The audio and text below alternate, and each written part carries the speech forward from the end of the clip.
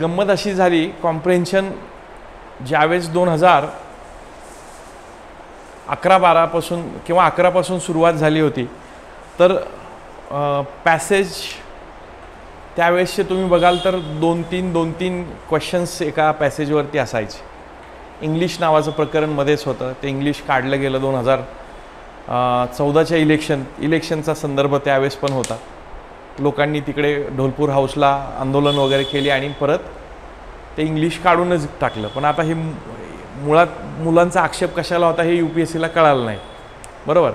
आणि हे कॉम्प्रेन्शनच्या बाबतीत सांगायचं झालं तर कॉम्प्रेन्शनचे जे पॅसेजेस आहेत, हे पॅसेजेस मुळात सिलेक्ट करताना इंग्रजीमधून सिलेक्ट करतात आणि त्याचं भाषांतर मग पर्यायी भाषा म्हणजे हिंदीमध्ये करतात आणि त्या स्वरूपात देतात. ओरिजिनल भाषा ती ओरिजिनल असते. सुरुवातीच्या काळात त्यांनी केलेलं भाषांतर होतं, हे भाषांतर यंत्राचा वापर करून केलेलं होतं. टॅबलेट कम्प्युटरला काय केलेलं असेल सांगता येईल? टॅबलेटला काय म्हणतो आपण मेडिकलमध्ये गेल्यावर? गोली कम्प्युटर. हां, झालेलं आहे भाषण. गोली कम्प्युटर. किंवा स्टील प्लांटला काय केलं? लोहे का पौधा. मग असं तिकडच्या लोकांनी अशी हिंदी ऐकल्यावर कसं काय जुळणार होतं? ते नव्हतं जुळणार. म्हणून मग आपला प्रयत्न असा असला पाहिजे की ओरिजिनल भाषेमधून आपण ह्याला डील करायचा प्रयत्न केला पाहिजे. आणि नंतरच्या काळात 16-17 नंतर असं झालं की वन क्वेश्चन, एक स्मॉल पॅरेग्राफ वन क्वेश्चन. मला असं वाटतं जेवढा माझा अभ्यास आहे हे कॉम्प्रेन्शनच्या अंडर जरी आलं तर बेसिकली हा पार्ट ज्या पद्धतीच्या ज्या स्टाईलचे क्वेश्चन्स विचारले जातात, क्रिटिकल इन्फरन्स किंवा क्रक्स वगैरे म्हणू शकतो, समरी ऑफ द पॅसेज, ॲझम्पशन्स, हा बऱ्याच वर्षापासून UPSCच्या अगोदरच्या काळापासून पण हा अशा प्रकारचे प्रश्न हे कॅटसारख्या एक्झाम्समध्ये विचारले आणि दॅट नॉट अंडर कॉम्प्रेन्शन हे विचारले जातात क्रिटिकल रिझनिंगमध्ये. इवन MPSCच्या CSATमध्ये पण हे CR म्हणून विचारले जातात. गृहीतके, ज्याला ॲझम्पशन म्हणजे गृहीतके, अनुमान, अशा स्वरूपाचे प्रश्न त्याला बोलतात. सो ही CRचे प्रश्न आहे. सो ह्याला डील करण्यासाठी आपल्याला ह्या टर्मिनॉलॉजीज माहिती असणं गरजेचं की इन्फरन्सचा अर्थ काय आहे, ॲझम्पशन म्हणजे नेमकं काय, समरी किंवा क्रक्स म्हणजे काय, करोलरी म्हणजे काय, message conveyed by the author म्हणजे काय. बेसिकली हे पॅसेज नेमके कसे वाचायचे असतात. तुम्ही मागच्या 4-5 वर्षातील कुठलेही UPSCचा पेपर काढा, मोस्ट ऑफ द पॅसेज तुम्ही बघाल ना, ते पॅसेज वाचल्यानंतर तुम्हाला असं वाटेल की अरे काय महत्त्वाचे मुद्दे सध्या चालू आहे, जगभरातले सगळ्यात महत्त्वाचा मुद्दा कुठला असेल, वन लाईनमध्ये ते टाकले ना. हां, ऑनलाईन स्टुडंट्स प्लीज तुम्हाला ही नोट एक मी पाठवलेली आहे. तुम्हाला जर हे लेक्चर चालू ठेवून हे बघणं शक्य झालं, अदरवाईज मी इथं लिहित जाईलच, तर ही नोट तुम्हाला ग्रुपवरती टाकलेली आहे. सो तुम्हाला ती रेफर करायची. मी सांगेल त्यावेळेस, आत्ता डाउनलोड करून ठेवा, मी सांगेल त्यावेळेस आपण बघूया. सो क्लायमेट चेंज नावाची एक गोष्ट जी आहे, तुम्ही बघा सगळं एन्व्हायरमेंट अँड क्लायमेट चेंज म्हणजे UPSCला सेन्स, आय मीन UPSC ही त्यांना माहिती आहे पुढचं दिसतं की काय. अमरावतीमध्ये एखाद्या छोट्या गावामध्ये असणाऱ्या एखाद्या शेतकऱ्याला पण जोरदार धक्का देऊ शकेल अशी ही गोष्ट आहे क्लायमेट चेंज. पुण्यामध्ये राहणाऱ्या, कात्रजच्या डोंगराच्या खाली राहणाऱ्या एखाद्या शहरामध्ये राहणाऱ्या एका कुटुंबाला पण जोरदार धक्का देऊ शकेल अशी महत्त्वाची गोष्ट आहे क्लायमेट चेंज. सो खूप सारे वेटेज त्याच्यावरती एन्व्हायरमेंट आणि या सगळ्या गोष्टीवरती आहे. आणि सुदैवाने तुम्हाला, आणि तुम्ही GSमध्ये पण त्याचं वेटेज बघा, दॅट हॅज लायन शेअर्स. आपण जर बघितलं जॉग्रफीमध्ये पण हे झालेल्या गोष्टी आपल्याला दिसतात. सो मला जो सांगायचा मुद्दा असा होता, तुम्ही ज्यावेळेस खूप सारं मटेरियल वाचत असता, UGCचं एखादं पुस्तक असेल किंवा न्यूजपेपरमधून एखादं आर्टिकल असेल किंवा तुम्ही मला वाटतं एन्व्हायरमेंटसाठी कुठलं शंकर रायस ना ते एखादं पुस्तक तुम्ही वाचत असेल तर त्याची इन्फॉर्मेशन ओव्हरलोड झालेली असण्याची शक्यता आहे. इन्फॉर्मेशन ओव्हरलोड समजतंय. सो आपण वाचत असताना अरे हां हे तर वाचलेलंच आहे आपण, अरे हां हे माहिती आपल्याला, आणि ती ओव्हरलोड झालेली इन्फॉर्मेशन आपला घात करू शकते. So what I want to suggest you that की तुमचं जे प्री नॉलेज आहे, पाठीमागचं नॉलेज, या नॉलेजचा इम्पॅक्ट पॅसेज वाचत असताना तुमच्या ब्रेनला असे इन्स्ट्रक्शन देऊन ठेवायचे की त्या चौकटीत ते नॉलेज आणता कामा नये, जरी माहिती असेल तर. त्या नॉलेजने पण हे प्रश्न सोडवता येतात. फॉर एक्झाम्पल मी MPSCचा जर मी काही वर्षापूर्वी ॲसिड रेनवरती त्यांनी एक छोटा पॅसेज विचारला होता, आणि बरेचसे विद्यार्थी शेवटच्या मुमेंटला तो पॅसेज सोडवत असताना खालीलपैकी कोणते 2 वायू ॲसिड रेन घडण्यासाठी कारणीभूत ठरतात, तर तुम्ही लगेच आत्ताही सांगाल विदाऊट ते पॅसेज न वाचता, काय NO2 आणि SO2. पण सायन्स बेस्ड असणाऱ्या अशा क्वेश्चनचे डायरेक्ट आन्सर चालू शकतात, पण ही अशा स्वरूपात इथं नाही आहे. इथं फॅक्च्युअल प्रश्न विचारले जात नाही. कॉम्प्रिहेन्शनमध्ये तुम्ही बघाल तर थिमॅटिक क्वेश्चन्स आहेत. मग हे थिमॅटिक क्वेश्चन्स नेमके काय, त्याची टर्मिनॉलॉजी नेमकी काय, त्याचा अर्थ नेमका काय होतो हे समजून घेणं तेवढं महत्त्वाचं. सो मला तुम्हाला जी गोष्ट सांगायची होती की पॅसेजच्या चौकटीत ज्या गोष्टी बघायच्या आहेत.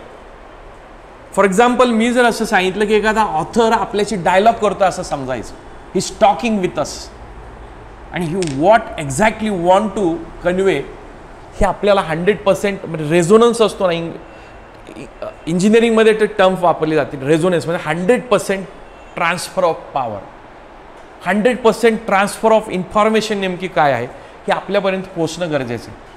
तो रेझोनन्स आपल्याला त्याच्याशी फ्रिक्वेन्सी मॅच ज्याला बोलतो आपण, तिथं साधणं गरजेचं आहे. आणि समजा एखादा ऑथर असं सांगत असेल की any nation we can call it as a free nation or independent nation when the citizen of that nations are free, or their soul or their thought process is free from other force, we can say. तो असं सांगतो की एखादा nation हे independent nation कधी म्हणता येईल की when the citizens are free from the fear, citizens are their soul are free from the fear. एखादी गव्हर्नन्स करणारी अथॉरिटी आहे, त्या अथॉरिटीच्या फिअरपासून फ्री असणारे लोक, and that I can find the citizens were free in to the Dandi march, और in 1930s what we can call non cooperate, कुठली येते नॉन कॉपरेट मुवमेंट ना, सॉरी सिव्हिल डिसओबिडियंट मुवमेंट 1930ची, असं तो काहीतरी सांगतोय. आणि अचानक सडनली असा प्रश्न आला, according to the passage or according to the author, when India got freedom, त्यावेळेस पहिला ऑप्शन काय असणार, इन ऑगस्ट 1947. तुम्ही तो टिक करणार. But what author is saying, ऑथरला असं वाटतं की ज्यावेळेस लोक हे एखाद्या फिअरपासून त्यांचे सोल फिअरलेस असतील त्यावेळेस ते नेशन काय असतं, इंडिपेंडंट नेशन. आणि अशा प्रकारची कंडिशन्स कधी ऑब्झर्व केले त्याने 1930मध्ये सिव्हिल डिसओबिडियंट मुवमेंटमध्ये. सो त्या ऑप्शनला आपल्याला करेक्ट करणं गरजेचं आहे. सो लक्ष्मण म्हणतो मला ग्रुपमध्ये ॲड, ठीक आहे लक्ष्मण, मी सांगेल तसा मेसेज करेल, आपलं लेक्चर झाल्यानंतर मी तुम्हाला ॲड करायला सांगेल. सो पॅसेजमध्ये जे दिलेलं आहे तेच आपल्या दृष्टीने महत्त्वाचं आहे. ओके, त्याच्या पलीकडचं नॉलेज आपल्यावर कंपल्शन होऊ द्यायचं नाही की ते वापरायचं इथं. ओके, सो त्या दृष्टिकोनातून हा एक पहिली गोष्ट होती. सो प्रश्न कुठल्या कॉम्प्रिहेन्शनचा अर्थ आपण समजून घेऊया. What do you mean by comprehension, comprehension म्हणजे नेमकं काय, किंवा UPSCने हा प्रकार सिलेबसमध्ये का आणला असेल सेपरेट, आणि वेटेज किती आहे त्याचं. अगदी सुरुवातीच्या 2-3 वर्षामध्ये UPSCनं 35 ते 38 प्रश्नापर्यंत प्रश्न विचारले. MPSC तर त्यांनी डायरेक्ट हेच केलेलं आहे, काय क्वेश्चन किती आहेत, 50 प्रश्न विचारत आहेत, 50 प्रश्न, 62.5% वेटेज आहे बघा, 125 मार्क्स 200 पैकी. इकडं साधारणपणे मागच्या 2-3 वर्षापासून कॅरी फॉरवर्ड झालेले जे बीट्स आहेत अराउंड 27 to 28 बीट्स आहेत, आणि हे काय हलके नाही. त्यामुळे हे लायन शेअर आहे हा पण पार्ट. आणि बऱ्याचदा ह्याला गृहीत धरल्यामुळे आपण गडबड करतो. आणि ह्याला कुठलं काहीच अभ्यास नाही आहे, कुठलं तरी पुस्तक वाचायचं आहे 500 पानाचं आणि मग ह्याच्यावरती प्रश्न सोडत नाही. तिथंच दिलेला पॅसेज, फक्त त्याचे टेक्निक्स आहेत. ते टेक्निक समजलं की you can go through it, तुम्हाला मार्क्स मिळवता येणार. सो आपण प्रयत्न करू आज हे संपवायचं. नाही संपलं तर उद्याच्या दिवस पण तुम्ही या, मी इथे थोडे काही प्रॅक्टिस तुमची करून घेईन. आणि त्या अनुषंगानं इथं रिअल टाईम तुमचा जो एक्सपिरियन्स असेल प्रश्न सोडवण्याचा, आणि त्यातून तुम्हाला येणारे जे काही तुमच्या मनात उमटणारे जे तरंग आहेत, काय नेमकं तुम्ही हे टिक केलं, UPSCने दिलेलं आन्सर हे होतं, तर असं का झालं, मग ते ब्रेन मॅपिंग करायचा प्रयत्न करू. कुठे ट्रॅप्स असतात, काय असतात, ह्याचं डिस्कशन आपल्याला करता येईल. आणि एवढं इनफ आहे. पुढच्या परीक्षेमध्ये 24च्या एक्झाममध्ये तुम्ही जर हे सोडवलं तर आपली गॅरंटी 20च्या वरती तुमचे मार्क्स येणार. फक्त तुम्ही 100% रेझोनन्सने तुम्ही इथं बसा. फ्रिक्वेन्सी मॅच झाली पाहिजे. बघा जे काही आज लेक्चरमध्ये होईल ते UPSCने काय हे दिलं असेल, याचं कारण असं की सिनारिओ बदलत चालला आहे आणि ॲप्टिट्यूड, पर्टिक्युलर ॲप्टिट्यूड असणारे लोक त्यांना याच्यामध्ये हवेत, म्हणून CSAT सारखा विषय आणला. त्यात कॉम्प्रेन्शन कुठल्या एक्झामला नाही, तुम्हाला 9वी 10वीला पण होतं. स्कॉलरशिपची एक्झाम तुम्ही बघाल तिथं पण कॉम्प्रेन्शन आहे. Everywhere you go to the global exams, तिकडे पण कॉम्प्रेन्शन आहे. सो त्या दृष्टिकोनातून हा महत्त्वाचा टॉपिक आहे की तुमच्या पुढे फायलींचा असा ढीग पडलेला असणार आहे. कम्प्युटरमध्ये असतील कदाचित, आता त्या डिजिटल फाईल्स असतील, त्या वाचायच्या, समजून घ्यायच्यात, कॉम्प्रिहेंड करायच्या, according to that decision making तुमचं घडवून आणायचं. सो हे महत्त्वाचं टॉपिक आहे. आणि कॉम्प्रेन्शनचा जर मराठीतला शब्दशः अर्थ आपण बघितला तर काय म्हणतो आपण त्याला, तुम्हाला माहिती असेल काय म्हणतात? आकलन शक्ती. करेक्ट, वी कॉल इट आकलन शक्ती. आपल्याला किती समोरचा पॅसेज आकलन त्याची झाले आणि त्याच्यावरचे प्रश्नातून ते समोरच्या चेक करणाऱ्या माणसाला किंवा ते सिस्टीमला कळणार आहे. सो नोटमध्ये जर आपण बघितलं, यस करेक्ट, नोटमध्ये जर आपण बघितलं तर कॉम्प्रेन्शनचा मिनिंग असं आहे की ability to comprehend the information. त्या पॅसेजमध्ये दिलेली जी इन्फॉर्मेशन आहे त्या इन्फॉर्मेशनला कॉम्प्रिहेंड करण्याची ability, and ability to understand author's view point, his argument और हिज और हर आर्ग्युमेंट और आयडिया. आता पॅसेज म्हणजे नेमकं काय असतो बघा, थोडक्यात सांगतो. पॅसेज एक साधारणपणे आपल्याला 250 ते 300 शब्दांचा पॅसेज जनरली विचारला जातोय. प्लस मायनस काय 10-20% ह्याच्यात वर्ड्सचे असू शकतात. याच्यामध्ये ऑथर काय आर्ग्युमेंट करत असतो, he try to make some arguments. आणि हे आर्ग्युमेंट, मेन जे आर्ग्युमेंट असतो, या मेन आर्ग्युमेंटला आपण we can call central idea, central theme, central idea. Main काहीतरी गोष्ट सांगायची आहे, या आर्ग्युमेंटला काही सपोर्टिंग आर्ग्युमेंट तो द्यायचा प्रयत्न करतो त्याच पॅसेजमध्ये. सपोर्टिंग आर्ग्युमेंट, आर्ग्युमेंटचाच प्रकार आहे, but these are the supporting. Main आर्ग्युमेंटपेक्षा त्या वेगळ्या असू शकतात. त्याला आणखी अजून स्ट्रॉंग करण्यासाठी he try to put some evidences, काही इव्हिडन्सेस देतो, काही फॅक्ट्स मांडतो.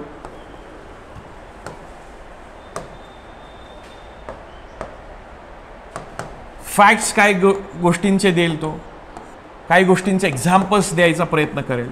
आणि या सगळ्या गोष्टींवर, सगळ्या गोष्टींनंतर तो काय सांगायचा प्रयत्न करेल. After arguments he will try to conclude. जी मेन गोष्ट त्याला सांगायची, या सगळ्या गोष्टीचं तो काय करेल, कन्क्लुजन द्यायचा प्रयत्न करेल. That's what passage is all about. So तो जे काय आर्ग्युमेंट करतोय one line by one line, हे डायरेक्ट आपल्याला त्याच्या भाषेत ते कळालं पाहिजे. आपल्या भाषेत घेऊन त्याला मोल्ड करायचा प्रयत्न करायचा नाही. समजतंय? ही एक पहिलं पॅसेज वाचण्याची आपल्याला ही आहे. आता पॅसेजमध्ये हेच सांगितलेलं आहे, मी त्या चौकटीत सांगितलं की it's a set of different arguments, supportive arguments काय काय असतील ह्याच्यात, एक्झाम्पल्स, आणि शेवटी तो कन्क्लुजन किंवा त्याचा ओपिनियन द्यायचा प्रयत्न करेल. ओके, पॅसेज या स्वरूपाचा असतो. कधी कधी मग क्लायमेट चेंजवरती एखादा सांगत असेल, तो क्लायमेट चेंजच्या फॉर एक्झाम्पल मिथेनचं जे इमिशन होतं आहे किंवा CO2च्या emission theme line, central theme ती असेल, त्या अनुषंगाने तो सांगायचा प्रयत्न करेल. किंवा सध्या आपण ऑर्गॅनिक फार्मिंग करतोय, तर ऑर्गॅनिक फार्मिंगचं फार मोठ्या प्रमाणात वेळ आणि ऑर्गॅनिक फार्मिंग म्हणजे सगळंच ओके ओके अशा स्वरूपात लोक गृहीत धरतात. सो त्या गृहीतकाला छेद देणारं काहीतरी गोष्ट सांगायचा प्रयत्न करेल, जे आता 2023च्या UPSCच्या एका पॅसेजमध्ये आलेलं होतं. ऑर्गॅनिक धोत्रा माहिती असेल तुम्हाला, हां, शेतकरी बॅकग्राऊंड असेल तर धोत्रा काय असतं, विषारी असतं बघा, शेळ्या बिळ्या काही खात नाही. त्या धोत्र्याचं लोक काय करतात, हे करतात. धोत्रा एक वनस्पती, it's a grass actually, poisonous grass, आणि त्याचा वापर करून आपण पेस्टिसाइड म्हणून ते यूज केलं. बट त्याच्यामध्ये असणारा एक कंटेंट असा आहे की it is very harmful for human body, direct nervous सिस्टीमवरती त्याचा इम्पॅक्ट होतो. अशा अनुषंगाने UPSCने एक हे टाकला होता की जे काय ऑर्गॅनिक ते सगळंच चांगलं असतं असं नाही. सो ही मेन थीम झाली. मग त्याला सपोर्ट करणाऱ्या गोष्टी त्याच्यात तो सांगायचा प्रयत्न करतो. शेवटी त्याने काहीतरी कन्क्लुजन केलेलं असतं. सो हे पॅसेजचं स्ट्रक्चर अशा स्वरूपात असतो. सो रीडर्स पॉईंट ऑफ व्ह्यूने आपण काय याला लक्ष द्यायला पाहिजे बघा. पहिल्या पेजवरतीच मी शेवटचे 4 पॉईंट्स सांगायचा प्रयत्न तुम्हाला करणार आहे. So do not use your prior knowledge to solve the question. हे जे मी तुम्हाला इंडिपेंडन्स, इंडियाला कधी इंडिपेंडन्स मिळालं या स्वरूपात मी सांगितलेलं. अगोदरचं नॉलेज जे असतं तर ते नॉलेज त्यांनी सांगितलं की पंतप्रधान, एखादा सामान्य माणूस, पुण्याचा एक सामान्य व्यक्ती पॅसेजमध्ये सांगितलं असेल, आपण मान्य करायचं, आपण आर्ग्युमेंट तिथं करत बसायचं नाही. पॅसेजमध्ये जे आहे ते ट्रूथ आहे, त्या विंडोमधल्या सगळ्या गोष्टी खऱ्या असणार आहे. What is given in the passage हे फोकस करणं गरजेचं आहे. पॅसेजमध्ये काय गोष्टी दिलेल्या आहेत. त्यानंतर facts given in the passage are important. ज्या काही फॅक्ट्स दिलेल्या असतील त्या गोष्टी बघणं.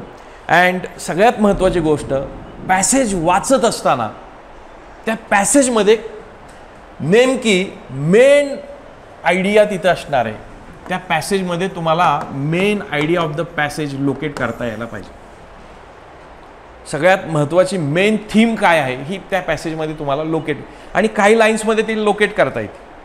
सो ते मेन थीम काय आहे हे तुम्हाला लोकेट करता आलं पाहिजे. सो त्या दृष्टीने महत्त्व. आता कोंबडी आधी की अंड आधी हा जो प्रश्न आहे, तसं पॅसेज आणि ह्याच्या बाबतीत पण विद्यार्थी सर पॅसेज वाचायचा अगोदर का क्वेश्चन अगोदर वाचायचे.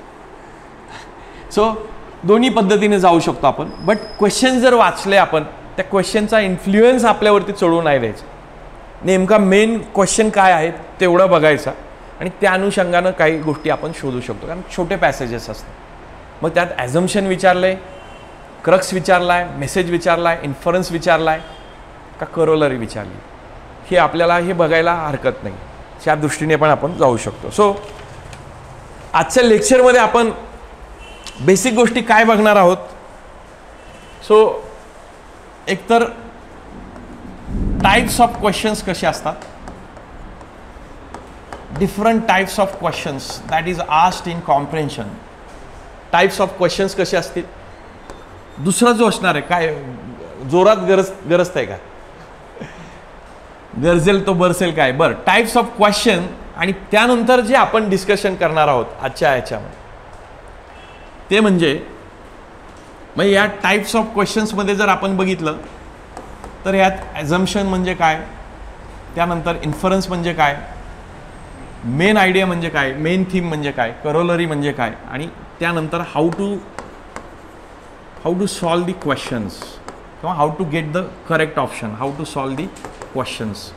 क्वेश्चन सोडवण्याचे पण एक टेक्निक आहे, एक लॉजिक आहे. ते लॉजिक बिल्ड करायचा प्रयत्न आपण करणार आहोत. ते लॉजिक जर आपल्याला इथं जमलं तर मग हे सगळं फार सोपं होऊन जातं. सो त्या दृष्टिकोनातून दोन गोष्टी आपण करतो. सो पहिल्या टॉपिकला आपण टच करायचा प्रयत्न करणार आहोत, types of questions.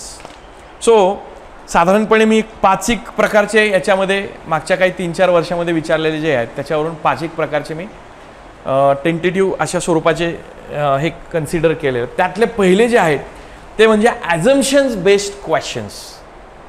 Assumption based question. तुम्हाला काय वाटतं ॲझम्पशनचा अर्थ काय असेल. आपण म्हणतो ॲश्युम, नाही का, आपण गणित वगैरे सोडवत असताना ॲश्युम करा.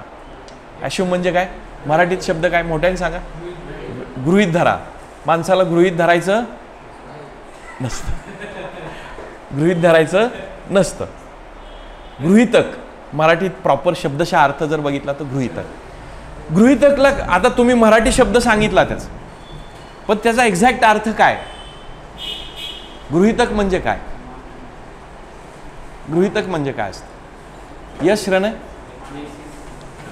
बेस असतो कशाचा? एखादा आर्ग्युमेंट किंवा कन्क्लुजन काढलं असेल तर त्या कन्क्लुजन काढण्या पाठीमागचं गृहीत धरलेलं काय डेटा आहे? लक्षात येत आहे? म्हणजे गृहीतक हे पॅसेजमध्ये दिलेलं असेल का हो?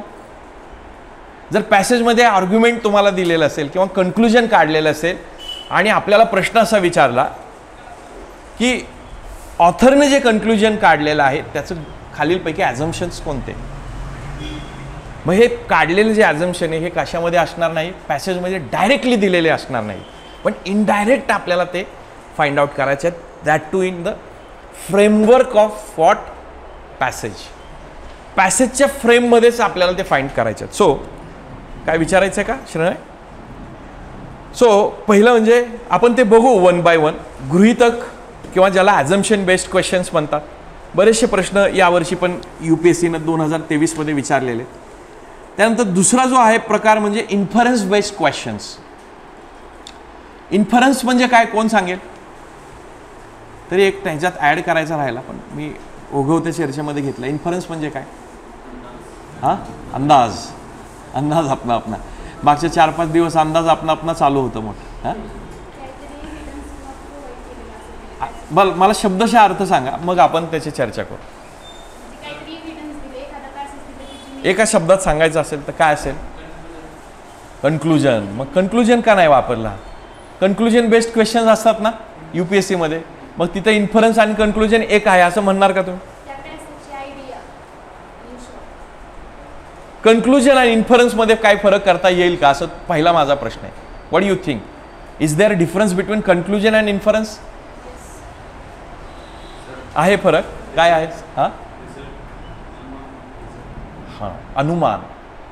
इन्फरन्सला शब्द काय आहे? अनुमान. अनुमान म्हणलं की कुणीतरी सांगितलं होतं की एक प्रकारचा अंदाज असतो.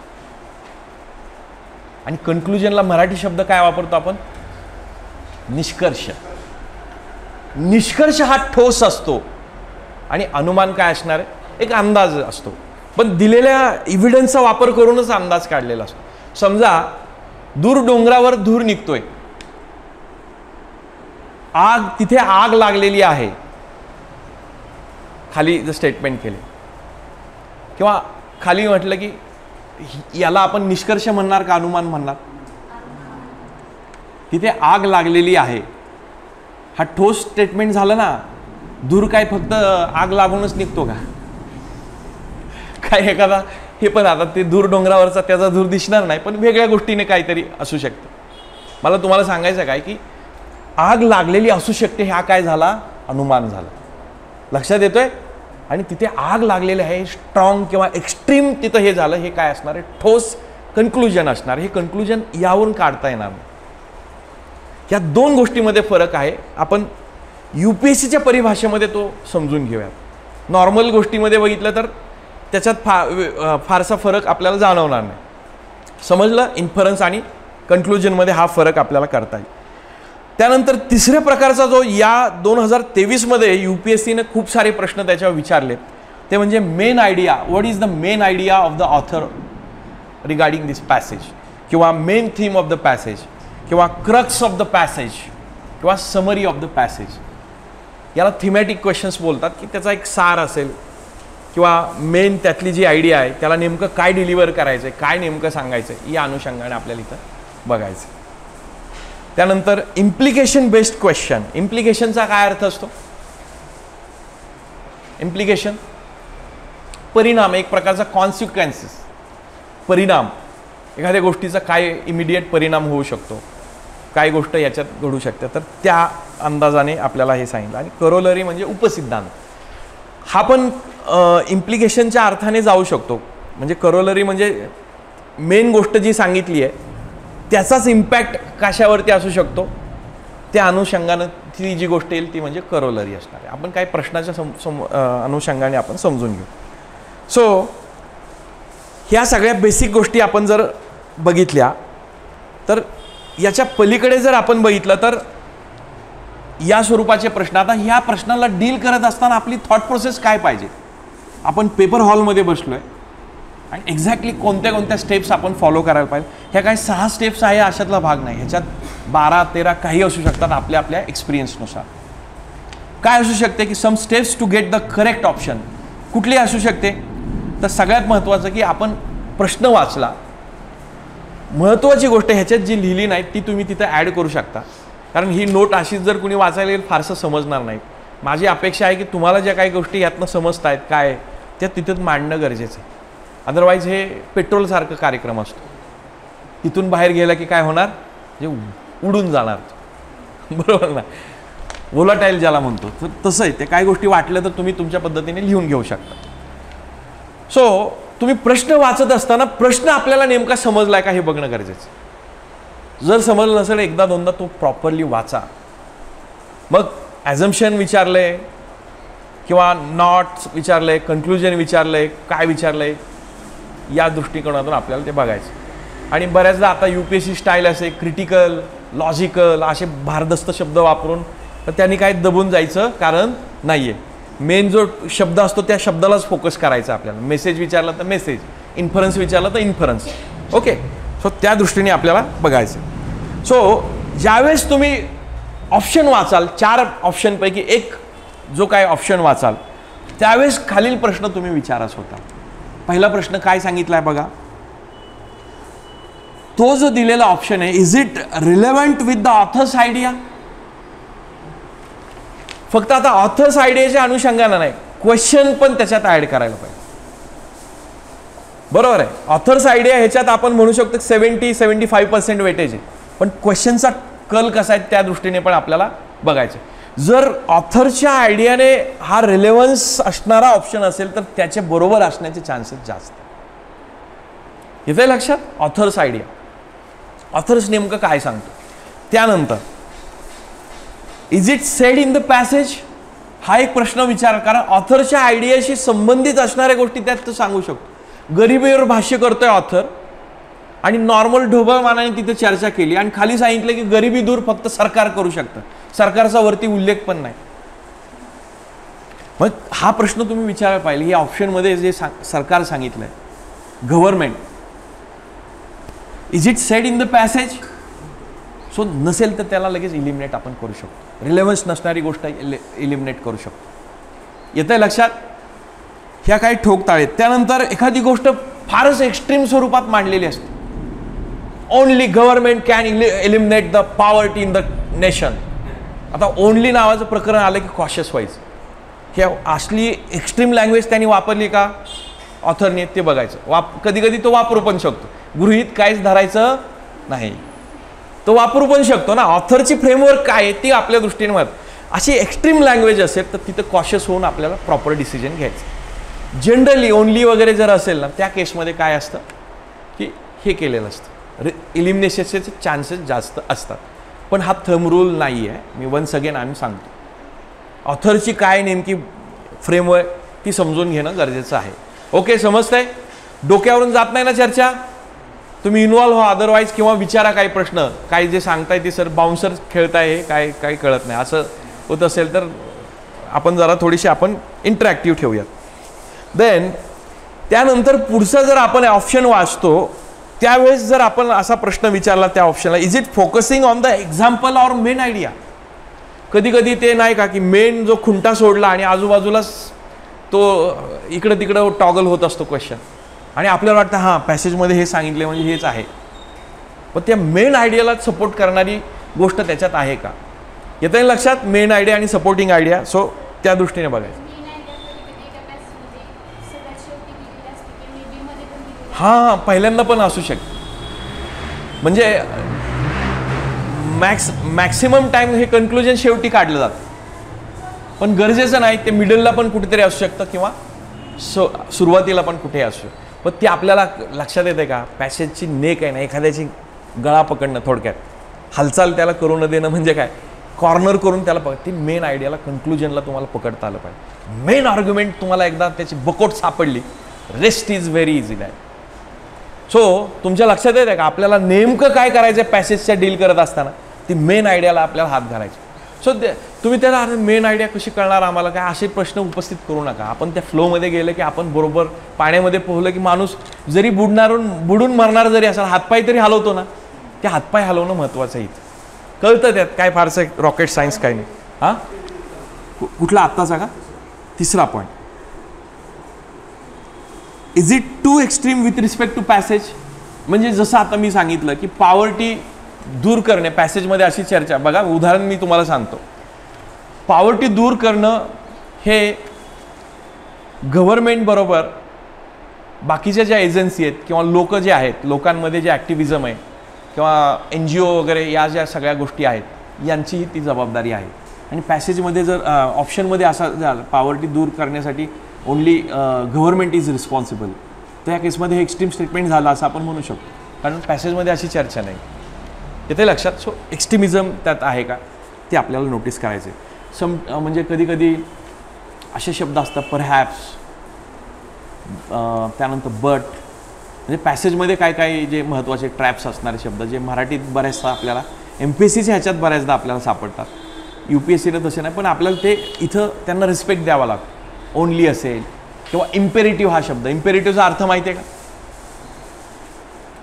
इम्पेरेटिव्ह UPSCने बऱ्याचदा हा शब्द वापरला. इम्पेरेटिव्ह म्हणजे अत्यावश्यक गोष्ट आहे, इम्पेरेटिव्ह. सो इम्पेरेटिव्ह ओनली हे.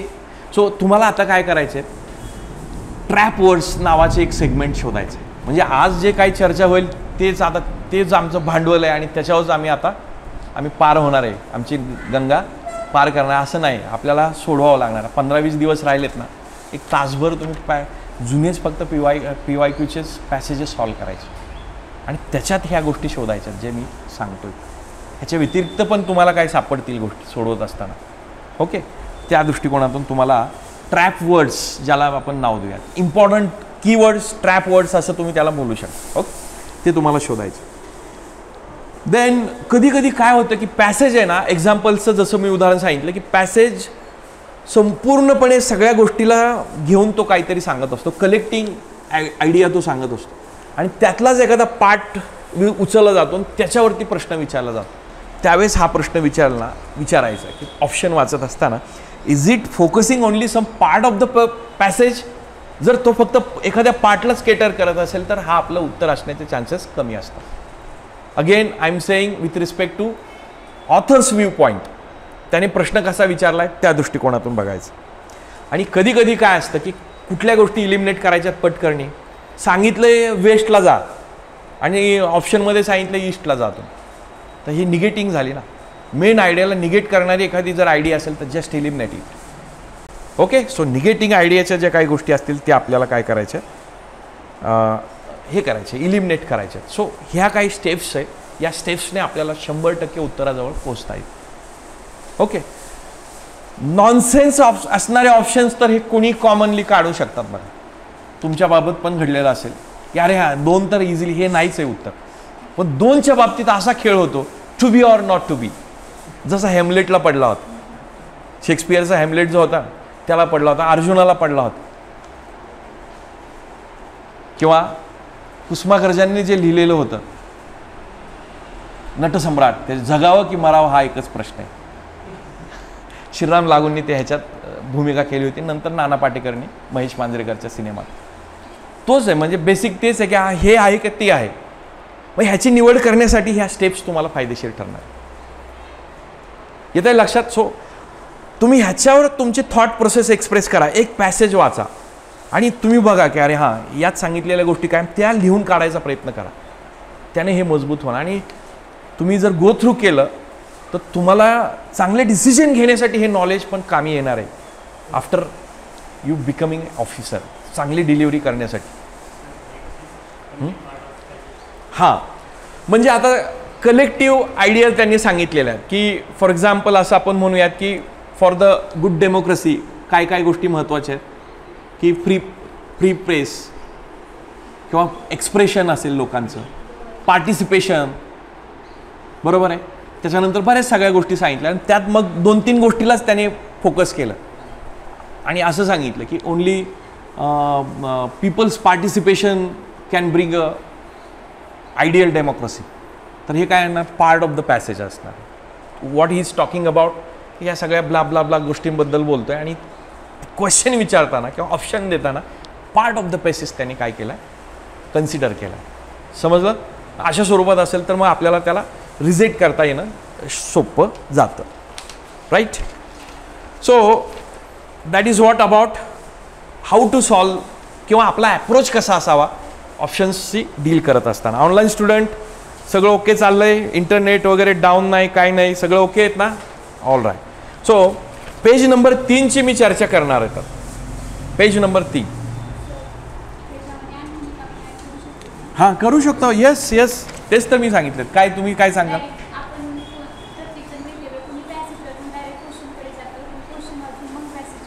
हां, ती अंडी आधी की कोंबडी आधी की हे जे प्रश्न ते आधी झालीच. हां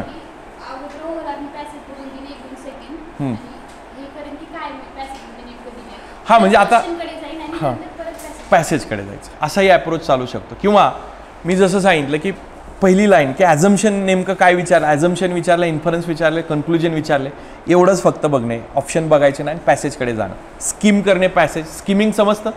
skimming is not just go through करणं. Skim believe to your brain. तुमचा जो ब्रेन आहे ना, एखादा दुसरा शब्द गाळला ना तरी पण त्याचा अर्थ लावण्याची क्षमता त्याच्यात विकसित झालेली. कारण हे आजचा खेळ आहे का? तुम्ही वाचायला शिकलाय पहिलीपासून आहे, 15-20 वर्ष तुम्ही हे सगळ्या गोष्टीशी डील करताय. सो तेवढे ब्रेनची कॅपॅसिटी इव्हॉल्व्ह झालेली असते. आपल्याला आपण काय करतो, आपण फसतो कुठे बघा, आणि अशी लोक त्यांना बाजूला काढायची. आपण अर्ध्यापर्यंत येतो आणि मध्येच काहीतरी त्या शब्दाला आठवून आपल्याला एक धागा कुठेतरी आपली पतंग उडायला लागते आकाशात आणि परत लक्षात येतं 2-3 सेकंद आपण एकदम ह्याच्यात गेल्यावर कळतं की अरे काहीतरी गडबड झाली, परत पहिल्यापासून वाचायला सुरुवात करतो. होतं का असं कधी कधी? सो हे जे आहे ना की हे टाळायचं. तसंच पुढे नाही कळाला एखादा शब्द त्याला ब्लँक करा, पुढे चाला आणि त्याचा अर्थ आपल्याला लागू शकतो त्या पॅसेजच्या संदर्भात. समजतंय? सो स्पीडमध्ये स्किमिंग करणं आणि नंतर क्वेश्चनकडे जाणं आणि क्वेश्चननुसार मग त्याला लोकेट करायचा प्रयत्न करणं, ती आयडिया येते लक्षात. सो MPSCचा सीनच वेगळा आहे हो UPSCचं पॅसेज डील करत असताना. कारण तिथं तुम्ही बघाल तर हे एक 200-250 वर्ड्सचा एक पॅसेज आहे. 1 क्वेश्चन 1 पॅसेज. तिकडे 5-5 आहे एक सगळ्यात. बरोबर, फॅक्च्युअल बेस्ड क्वेश्चन आहे. त्यामुळे त्याची चर्चा वेगळी. कुणीतरी मला विचारलं होतं की सर आज MPSCच्या पॉईंट ऑफ व्ह्यू नाही म्हणलं दिस इज UPSC पॉईंट ऑफ व्ह्यूची चर्चा असणार. MPSCचा तो सीन वेगळा आहे, त्याची वेगळी चर्चा होणार. ओके. सो नाही मग आता तसं होतं बघा. अंडरलाईन म्हणजे ते पार तुम्ही एखाद्या कार्यकर्त्याचं पुस्तक बघा, म्हणजे लय अंडरलाईन दर्दी कार्यकर्ता असेल. हां हां महत्त्वाचे कीवर्ड्स हिट करायचं. मेन आयडिया इथं असू शकतो का त्या दृष्टीने. अदरवाईज ह्याला मी सांगायचो MPSCच्या मुलं म्हणायची सर मला आहे ना वेळच पुरत नाहीत म्हणून, माझे ते बाकीचे प्रश्न सोडवून होत नाही. मग मी म्हणायचं पेपर दाखव जरा तो सोडवलेला. त्याचा पेपर बघितला ना तर अशा त्यांनी अख्खा पेपर रंगवलेला असायचा. म्हणजे आता तुम्ही मला सांगा की कीवर्ड्सला आपण हिट करायला पाहिजे, पण हे सगळंच मला सांगा फ्रॅक्शन ऑफ सेकंद, एखादा सेकंद तरी एका लाईन मारायला जाणार. मग अशा एका पॅसेजमध्ये जर 100 लाईन्स असतील, 100 सेकंद गेले लिटरली. तुम्ही बी प्रॅक्टिकल. 1 मिनिट एका पॅसेजला गेला, 10 मिनिटं गेली, 10 मिनिटामध्ये त्याचे 2-3 पॅसेज होणं अपेक्षित होतं. म्हणून आपली प्रॉपर ब्रेन मॅपिंग करता आलं पाहिजे आपल्याला. आपण काय नेमकं आपण तिथं बसलोय आणि पाय आपला हलवत बसलाय. आपण अभ्यास करत असताना अभ्यासिकेमध्ये काहीतरी माइंडचं तिथं जाणार. ते जे अर्जुनाने सांगितलं होतं ना, ते डोळा नाही, भुवई नाही, काय नाही, ते आतली काय ती बुबुळ जिथं माझा बाण जाऊन तसं कॉन्सन्ट्रेशन पाहिजे. मायन्यूट गोष्टी. हा होल वर्ल्ड इज सायकॉलॉजिकलच ह्या सगळ्या गोष्टी. म्हणून आत्ता आपल्याला काय करायचं, आपलं ब्रेन मॅपिंग करायची. कुठे आपण गडबड करतोय, काय करतोय, काय नाही, त्या गोष्टी इलिमिनेट करत जायच्या. जोपर्यंत बाहेर हेडमास्टर होऊन स्वतःचं इंट्रोस्पेक्शन करता आलं पाहिजे, तर या जबरदस्त कॉम्पिटिशनच्या युगामध्ये आपल्याला गो थ्रू करता येईल. तुम्ही जर सेल्फ ॲनालिसिस आणि स्वॅट करू शकणार नसाल तर हे क्षेत्र पोरानं तुमचं नाही आहे. कुणाला गरज नाही ती एक्स्ट्रीम ज्याच्यावरती त्याच्या वरद हसतंय भयानक लेवलचा. एकदा वाचलं आणि परत करायची गरज नाही तर इथं बसणार पण नाही बघा. अशा लोकांकडे एक्सेप्शन केस असू शकते. आणि विथ ड्यू रिस्पेक्ट, पण नॉर्मल जर आवाम आपण असेल, सामान्य जनता आपण असेल, तर आपल्याला काही गोष्टीवर आपल्याला स्वतःवर काम करावं लागणार आहे. आणि म्हणून मी म्हणतो ब्रेन मॅपिंग सारखा शब्द मी वापरतो की काय भयानक लेवलला जाऊन आपण स्वतःचं हे करत बसणार. आणि रोज त्याच्यासाठी 5 मिनटं तरी द्यायला पाहिजे. काय नेमके मिस्टेक्स झाल्या, का झाल्या, कशामुळे झाल्या, मग त्या मिस्टेक्स अवॉइड करणं म्हणजे सक्सेसच्या जवळ जाणं, हा त्याचा मूलमंत्र आहे. त्या दृष्टिकोनातून तुम्ही बघा. सो आपण कम टू द बेसिक गोष्टीकडे येऊयात. ॲझम्पशन बेस्ड क्वेश्चन्स बघूयात. What is assumption based? जसं मी तुम्हाला सांगितलं, गृहीतक. एखादं कन्क्लुजन ज्यावेळेस काढलं जातं, त्या कन्क्लुजनचा जो आधार असतो ते म्हणजे गृहीतक असतं. समजा तुझं नाव काय? गणेश. गणेशने 12वीच्या परीक्षेमध्ये 96% मार्क्स मिळवेल असा त्याच्या शिक्षकांनी, वर्गमित्रांनी, शिक्षकांनी काय काढला, एक कन्क्लुजन काढले की गणेशबद्दल सांगितलं असं असं. आता गृहीतक काय त्यांनी धरलेलं असणार आहे? गणेशनं वर्षभर प्रामाणिकपणे काय केलेलं आहे, अभ्यास केलेला आहे, हे त्याचं गृहीतक त्यांचं असणार आहे. तर असाच गेला आणि 96% मार्क्स मिळाले असं असणार का? सो हे जे त्यांनी काढलेलं कन्क्लुजन आहे, या कन्क्लुजनला आधार कशाचा असणार आहे? तर या गोष्टी ज्या असणार आहेत ती गोष्ट म्हणजे तुमची गृहीतक असते. समजतंय? सो गृहीतक म्हणजे कन्क्लुजनला आधार. आपण बघूयात. आणि हे ॲझम्पशन पॅसेजमध्ये सांगितलेलं असेल का हो? पॅसेजमध्ये डायरेक्टली सांगितलेलं असेल का? ॲझम्पशन सांगितलेलं नसणार, कन्क्लुजन असणार आहे. It is unsaid. हे अनसेड असतं, पॅसेजमध्ये नसतं. It is अनस्टेटेड.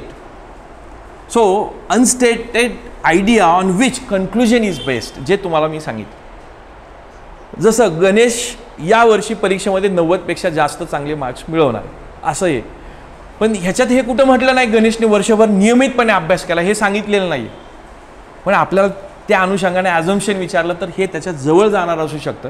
तुम्ही म्हणाल सरांनी सांगितले पॅसेजमध्ये असेल त्यालाच खरं मानायचं, पण ॲझम्पशन ह्याला छेद देतोय. प्रश्नाच्या अनुषंगानं त्या कन्क्लुजनला सपोर्ट करणारी ही आयडिया आहे का ते बघा. गणेशने वर्षभर टंगळमंगळ केली, हे ॲझम्पशन असू शकतं का वरील कन्क्लुजनला?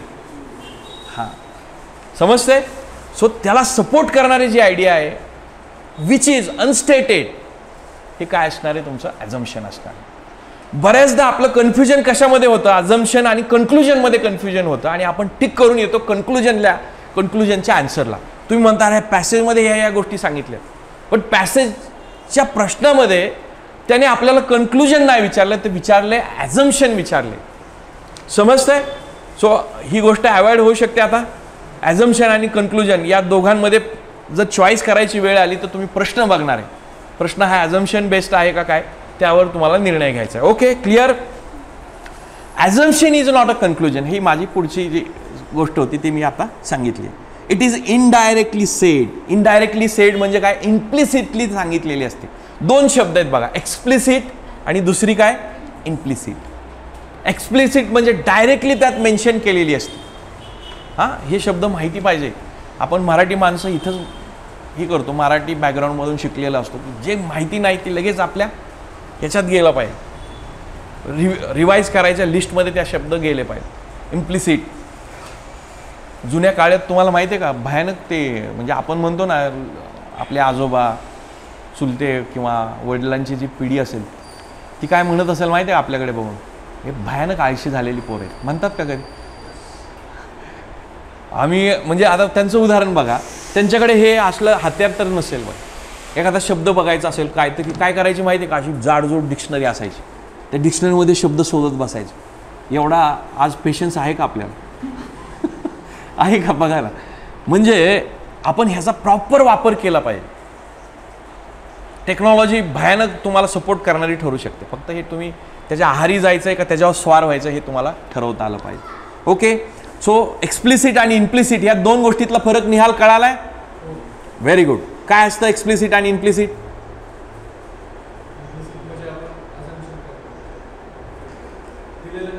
हां, इनडायरेक्टली दिलेलं, शाबाश. आणि एक्सप्लिसिट म्हणजे डायरेक्ट त्याच्यात. व्हेरी गुड, शाबाश. ओके, आता बघा ॲझम्पशनमध्ये तुम्हाला गेस वर्क करण्याची संधी आहे. समजते? म्हणजे जसं आता गेस काय केला मी गणेशच्या बाबतीत, कन्क्लुजन त्याने काढलं होतं की यावर्षी 90पेक्षा जास्त मार्क्स मिळणार आहे. आणि गेसवर्क काय असणार आहे, त्याने अभ्यास केला असेल, त्याने खूप सारे पेपर सोडवले असतील. कधी मार्क्स मिळणार आहे ह्याचा गेस करण्याची संधी तुम्हाला तिथं उपलब्ध असते आणि तुम्हाला त्या दृष्टिकोनातून ऑप्शन चॉईस करायचं. लक्षात येते? गेसवर्क कुठं करायचं आहे, पण गेस कुठल्या फ्रेममध्ये, पॅसेजच्या फ्रेममध्ये, ऑथर्सच्या व्ह्यू पॉईंटच्या फ्रेममध्ये. समजतंय ना?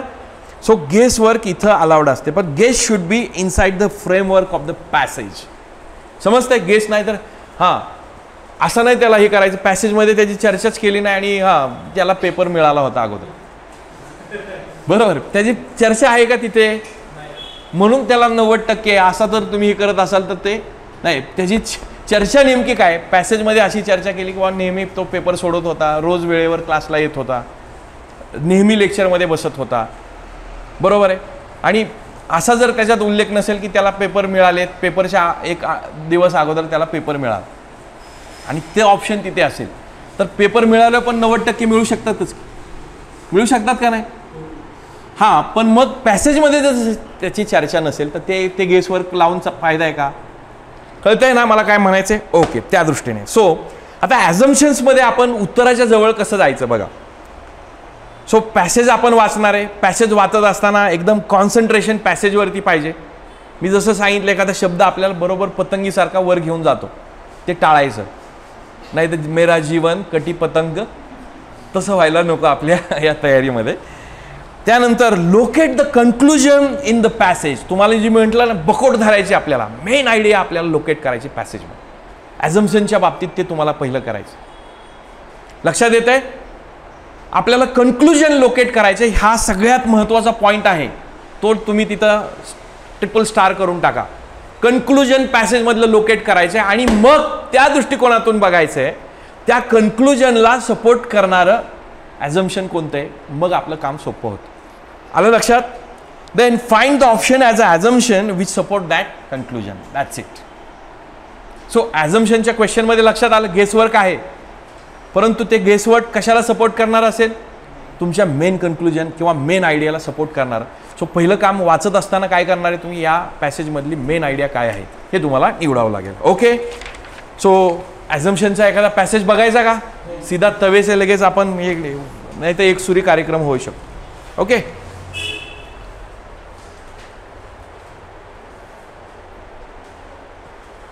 आहे का ॲझम्पशनच आहे बघा.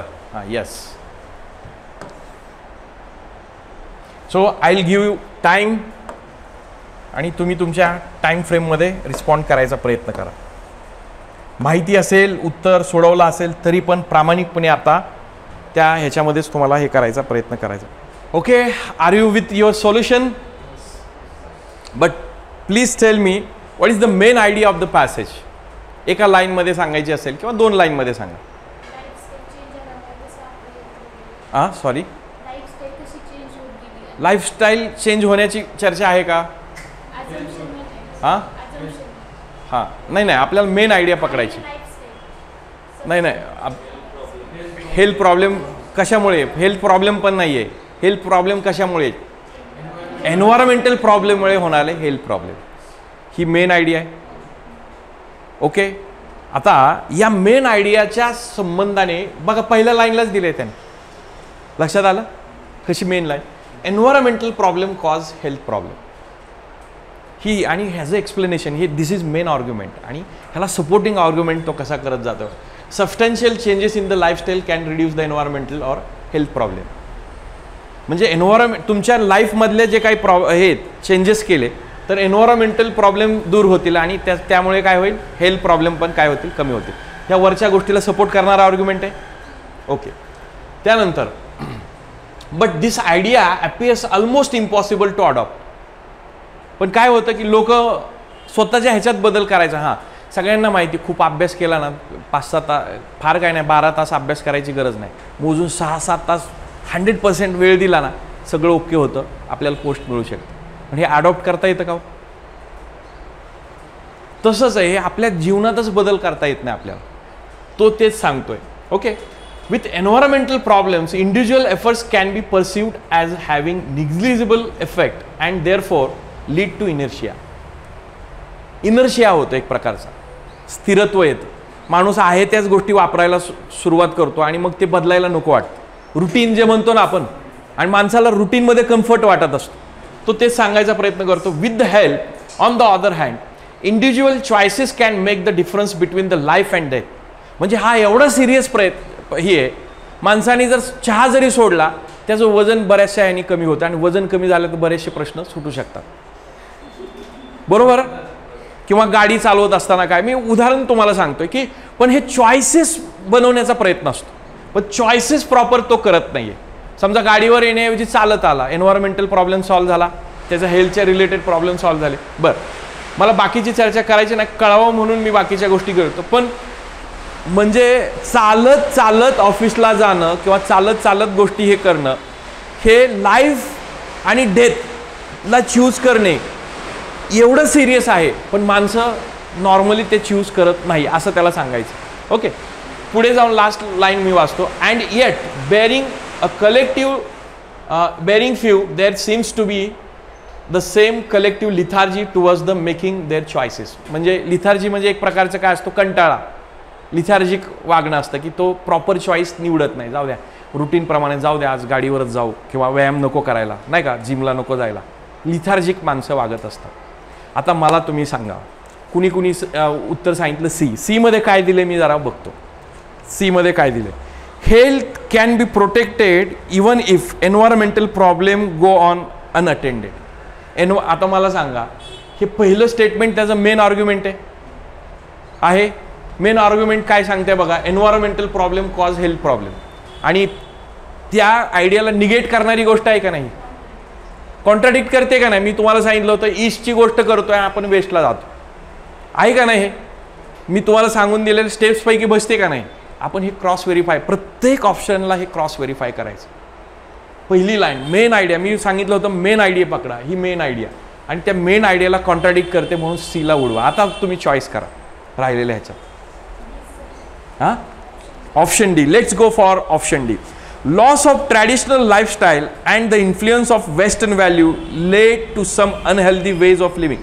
नाव टेल मी, वेस्टर्न व्हॅल्यूज बद्दल काय सांगितलंय. वेस्टर्न व्हॅल्यूज काय आहेत, हे वेस्टर्न व्हॅल्यू मध्ये येतात. आता तेच हे फ्रेमवर्कच्या पॅसेजच्या फ्रेमवर्कमध्ये राहून आपण ह्याला सपोर्ट करणारे थॉट प्रोसेस आहे का आपली.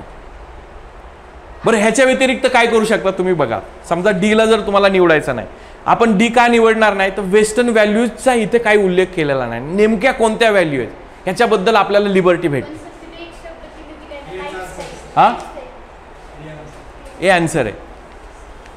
तुम्हाला काय सांगताय, ए वाट, तीन सी वाटतोय,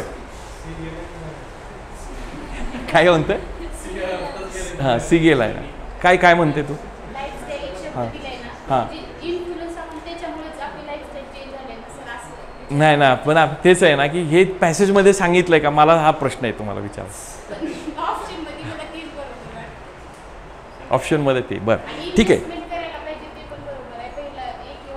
नाही नाही, आता याला त्याला नेमकं काय सांगायचं आहे की ॲझम्पशन हे सांगत असताना मला सांगा, असं तो म्हणेल का, loss of traditional lifestyle and influence of western value led to some unhealthy way of living, असं सांगून हे सांगायचा प्रयत्न करेल का.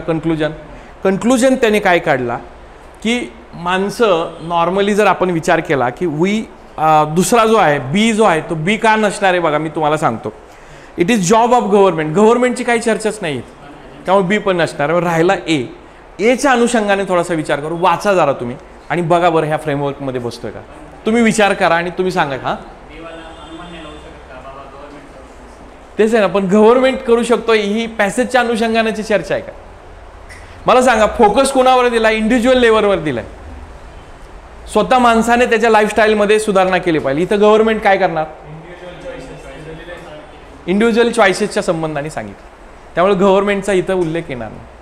मग आता ए तुमच्याकडे ऑप्शन राहिलाय, तुम्ही ए आणि तुम्ही विशेषतः डीच्या संबंधात दोन्हींची तुम्ही हे करा, कंपॅरिझन करा आणि कुठला तुम्हाला असं वाटतंय. मग ए वाटत असेल तर ए त्याला कसा सपोर्ट करतो मेन आयडियाला ते सांगा.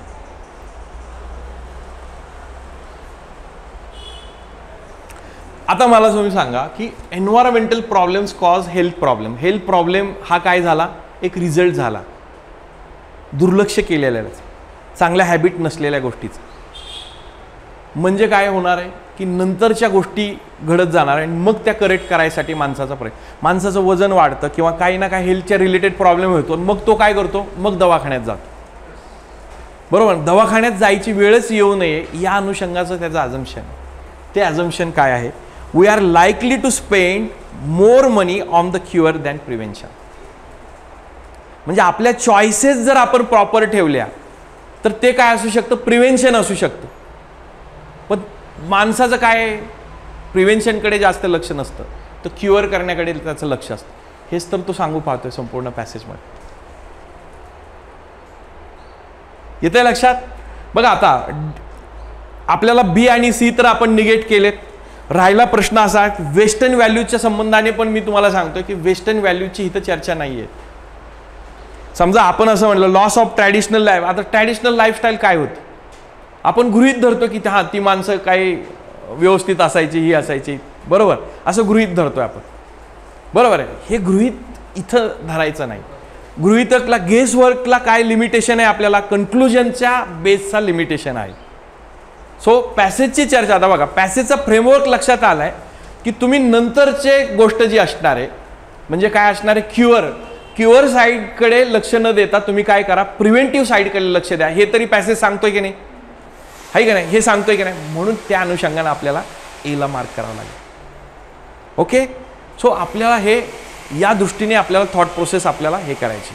ओके, सो आपण पुढच्या प्रश्नाकडे जाऊयात. सो अजून ॲझम्पशन बेस्ड श्रेणी काय वाटतंय का, तुला विचारायचं आहे का? संग्राम नाही ना, तो वेदांत संग्राम येतं. Okay, next question. ज्यांना डी वाटतोय त्यांनी सांगा बरं डी का. बघा आता तुम्ही काय प्रश्न केला असेल की पहिला ज्यावेळेस आपण ॲझम्पशन वाचू की collection, processing and segregation of the municipal waste should be with the government agency, असं काही उल्लेख किंवा इनडायरेक्टली तरी सांगायचा प्रयत्न केलाय का? उलट प्रॉब्लेम आहे अशा अनुषंगाने, बरोबर आहे, कलेक्शन वगैरे या अनुषंगाने प्रॉब्लेम आहे, बरोबर आहे की नाही. सो त्याला आपल्याला निगेट करता येणं शक्य आहे का?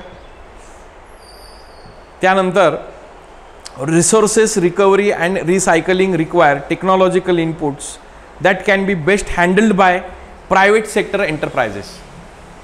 प्रायव्हेट सेक्टर एंटरप्राइजेसने हँडल करता येईल असं वाटतंय का? उल्लेख आहे का ह्याच्यात?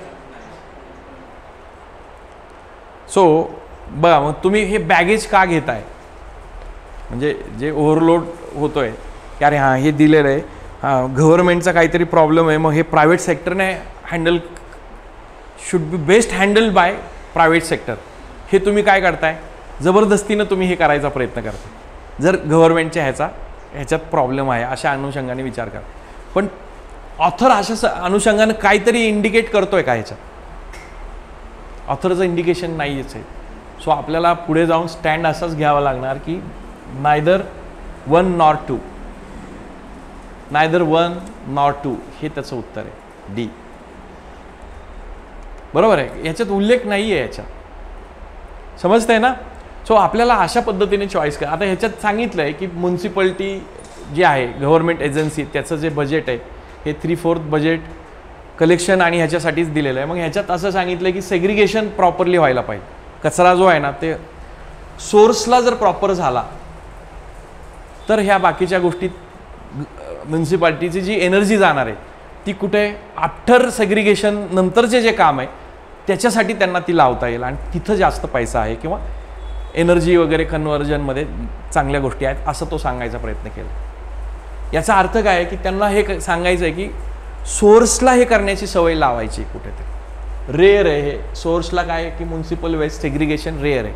पण म्हणून या अनुषंगाने आला. आता मला तुम्हाला अजून एक गोष्ट सांगायची आहे की आपण भले या चौकटीत कधी कधी काय होतं की UPSCनं दिलेलं उत्तर आणि आपण काढलेलं मोस्ट ऑफ द 99% लोकांचं उत्तर हे वेगळं असतं, आहे का नाही, बऱ्याचदा होतं असं. तर मला तुम्हाला हे सांगायचं आहे, मला सांगा की असा एखादा पॅसेज हा काय केवळ UPSCसाठी डिझाईन केला असेल का? तुम्ही थोडं लॉजिक लावा. UPSCसाठी असा पॅसेज डिझाईन केला असेल का?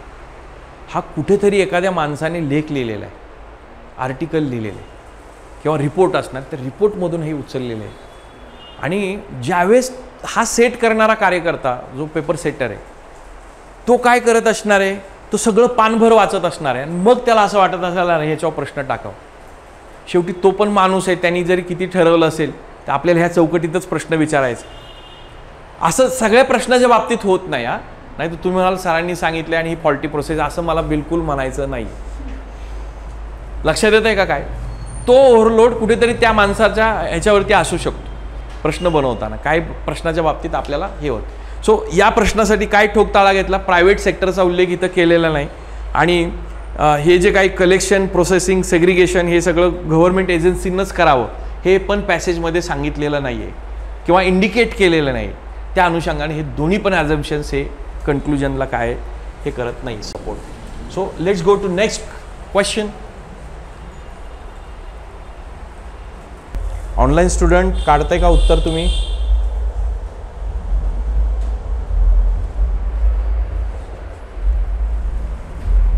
मला तुम्हाला असा प्रश्न विचाराय, development goal, sustainable development goal, त्या अनुषंगानं काही थोडी तरी चर्चा आहे का ह्याच्यात? वाटते असेल तर मला दाखवा. ओके ठीक आहे. नाही सर, आम्ही तिकडं GSच्या ह्याच्यात वाचलं होतं की हंगर बिंगर माल न्यूट्रिशन, मी ते सांगितलं बाहेरचं नॉलेज इकडं. हां ऑप्शन ओके. त्यानंतर अजून मला हे विचारायचं आहे की गव्हर्नमेंट सबसिडीचा वगैरे काय उल्लेख आहे का ह्याच्यात? ह्या दोन गोष्टी निगेट करता येतील. समजा 4 निगेट झालास तर काय राहतोय तुमच्याकडे? 4 जर निगेट झाला, 2 आणि 3, 4 जर निगेट झाला, 4 निगेट होईल का? गव्हर्नमेंट सबसिडीचा उल्लेख आहे का?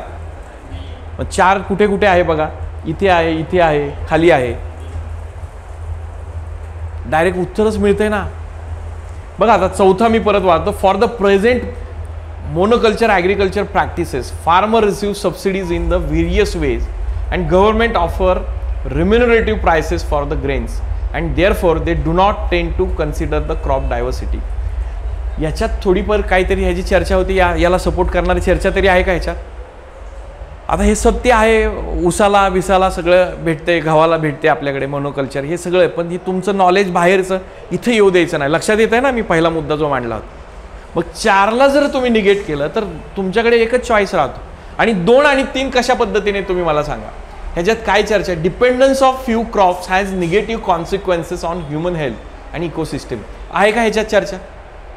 एकाच पद्धतीची तुम्ही जर शेती लावली तर त्याचा परिणाम ह्याच्यावरती होते, फूड सिक्युरिटीवरती सांगितले. म्हणजे हे याला सपोर्ट करणाऱ्या गोष्टी याच्यात आहेत. 3रं वाचू आपण.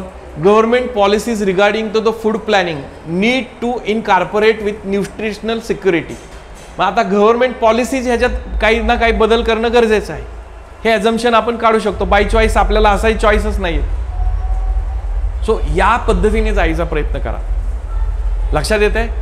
सो मेन गोष्ट की न्यूट्रिशनल सिक्युरिटीबद्दल तो ह्याच्यात सांगतोय. मेन आयडिया ती कशा कशामुळे हे झालेली आहे, डिस्टर्ब झालेली आहे, फूड पॅटर्न कशा कशामुळे चेंज झाला आहे आणि त्याने काय इकोसिस्टीमवरती कशा कशा पद्धतीचा इम्पॅक्ट झाला. Impacting food and the nutritional security in the process.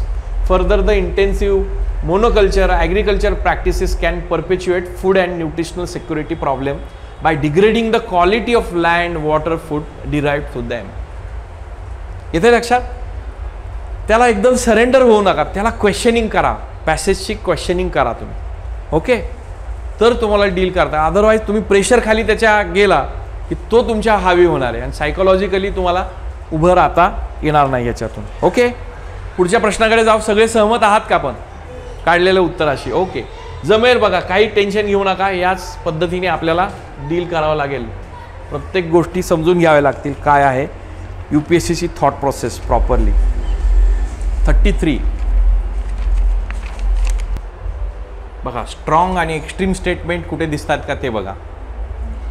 शेवटची लाईन त्यातली बघा, पहिली लाईन बघा, शेवटची लाईन आणि पहिली line. Option yes, of course, very good. Option 2 हे बरोबर आहे. बघा पहिली लाईन बघितली आपण, there is a claim that organic farming is inherently safer and healthier.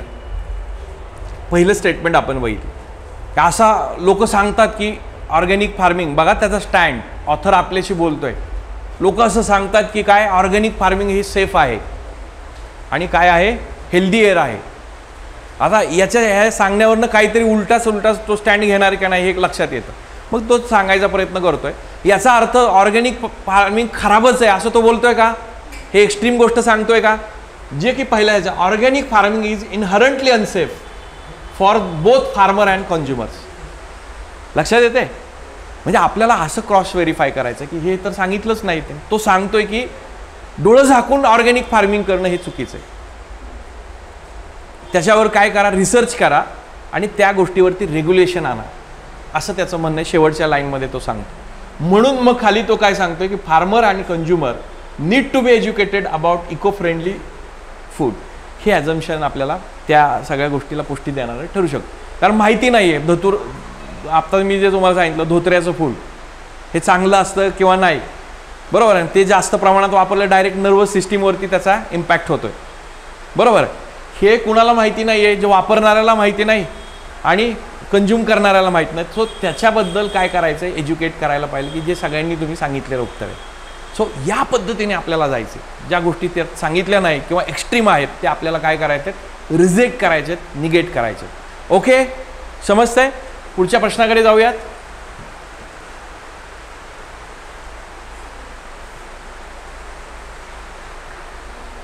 ॲझम्पशनच आहे का बघा. हां, सगळ्यात पहिला तर मेन त्यातली आर्ग्युमेंट पकडायची, मेन आयडिया पकडायचा प्रयत्न करा की त्याला काय नेमकं सांगतोय. मेन आयडिया काय बदल घडलेला आहे, विंटर्स कसे झालेत, वॉर्मर, बरोबर ना. ती विंडो वाढलेली आहे, जास्त काळासाठीची असेल. सो दुसऱ्या नंबरची लाईन ही बाबा मेन आर्ग्युमेंटला ही आहे, मेन आर्ग्युमेंट सांगणारी. दे फाउंड दॅट, बघा मेन आर्ग्युमेंट कधी सापडतं आपल्याला किंवा conclusionary line, they found that. इथं काहीतरी सापडले, काय सापडले, that warmer winter with less snow resulted in to longer lag time. म्हणजे विंटर कसे झालेत, वॉर्मर. याचा अर्थ काय होणार, विंटर थंड असायचे, विंटर वॉर्मर झाल्यामुळे काय आईसवरती काय परिणाम होणार, लवकर मेल्ट होणार. त्याचे दुष्परिणाम पुढे काहीतरी सांगितले. या अनुषंगानं बघा आता खालचं पण हे करा, कुठे कुठे परिणाम झालाय काय, आणि मग क्वेश्चनकडे या. With the reference to above passage following assumptions have been made. Global warming is causing spring to come. हां, आता हे तुम्ही म्हणाल की आता मगाशी मी बरं ठीक आहे, तुम्ही उत्तर काढा, मग आपण परत चर्चा करू त्याची. आपल्याला काही अर्थ, आपल्याला ॲझम्पशन करायचं आहे, म्हणजे पॅसेजमध्ये नाही, आईस का मेल्ट होतं ह्याचं थोडंसं डोकं लावायचं आहे. पॅसेजच्या बाहेर जाऊन काय त्याचं कारण असू शकतं हे डोकं लावावं लागेल. तुम्ही म्हणाल सर तुम्ही सांगितले पॅसेजमध्ये आहे तेच पकडायचं आहे, असं नाही आहे. काही बाबतीत तुम्हाला गेसवर्क इथं करायचं आहे. ओके शिवराज, नम्रता निडी, बोला काय काय येतंय. वेदांत 1, श्रेणय 1 इकडे 1. बघा, with the reference to above passage following assumptions have been made. Global warming is causing spring to come early and for longer duration. जो स्प्रिंग आहे तो जो विंटरचा टाईम तो काय झाला आहे, कमी झाला आहे. त्यामुळे स्प्रिंगचा टाईम काय झाला आहे, लॉंगर झालेला आहे. आता तुम्ही म्हणाल ग्लोबल वॉर्मिंगची चर्चामुळे आईस मेल्ट वगैरे होतोय, हे आपल्याला बाहेरून घ्यावंच लागणार आहे. आणि किंवा मी जसं सांगितलं या कार्यकर्त्याने एवढंच फक्त यातनं उचललं आहे, ह्याच्यावरती कुठेतरी चर्चा असणार आहे की नाही. मी ते सांगतो की क्वेश्चनच्या वेळेस त्याच्यावरती झालेली इन्फॉर्मेशन ओव्हरलेड अशी आहे. आपल्याला इथं थोडं ते गृहीत धरावं लागतं. ॲझम्पशनमध्ये हे गेसवर्क आपल्याला पकडावं लागेल की सगळीकडेच ती चर्चा आहे की global warming I mean ice का मेल्ट होतं आणि या सगळ्या गोष्टी.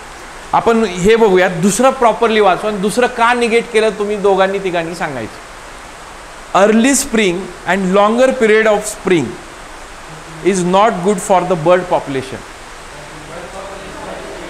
Bird population okay. Bird population बद्दल काही त्याला सांगितलं नाही. अर्ली स्प्रिंग आणि longer period of spring. Spring जास्त काळ राहतोय का इथे सांगितलंय का? कुठला काळ जास्त राहणार आहे इथे? वार्मर विंटर आहे. आणि less snow result in longer lack time between the spring event. Spring इव्हेंटच्या ह्याच्यात जो टाइम आहे ना तो जास्तीचा राहतोय. सो आणि बर्ड पॉप्युलेशन विषयी विशेषतः काही स्पेसिफिकली पॅसेजमध्ये सांगितलं नाही. सो आपल्याला त्याला रिजेक्ट करणं इझी जात आहे. ओके.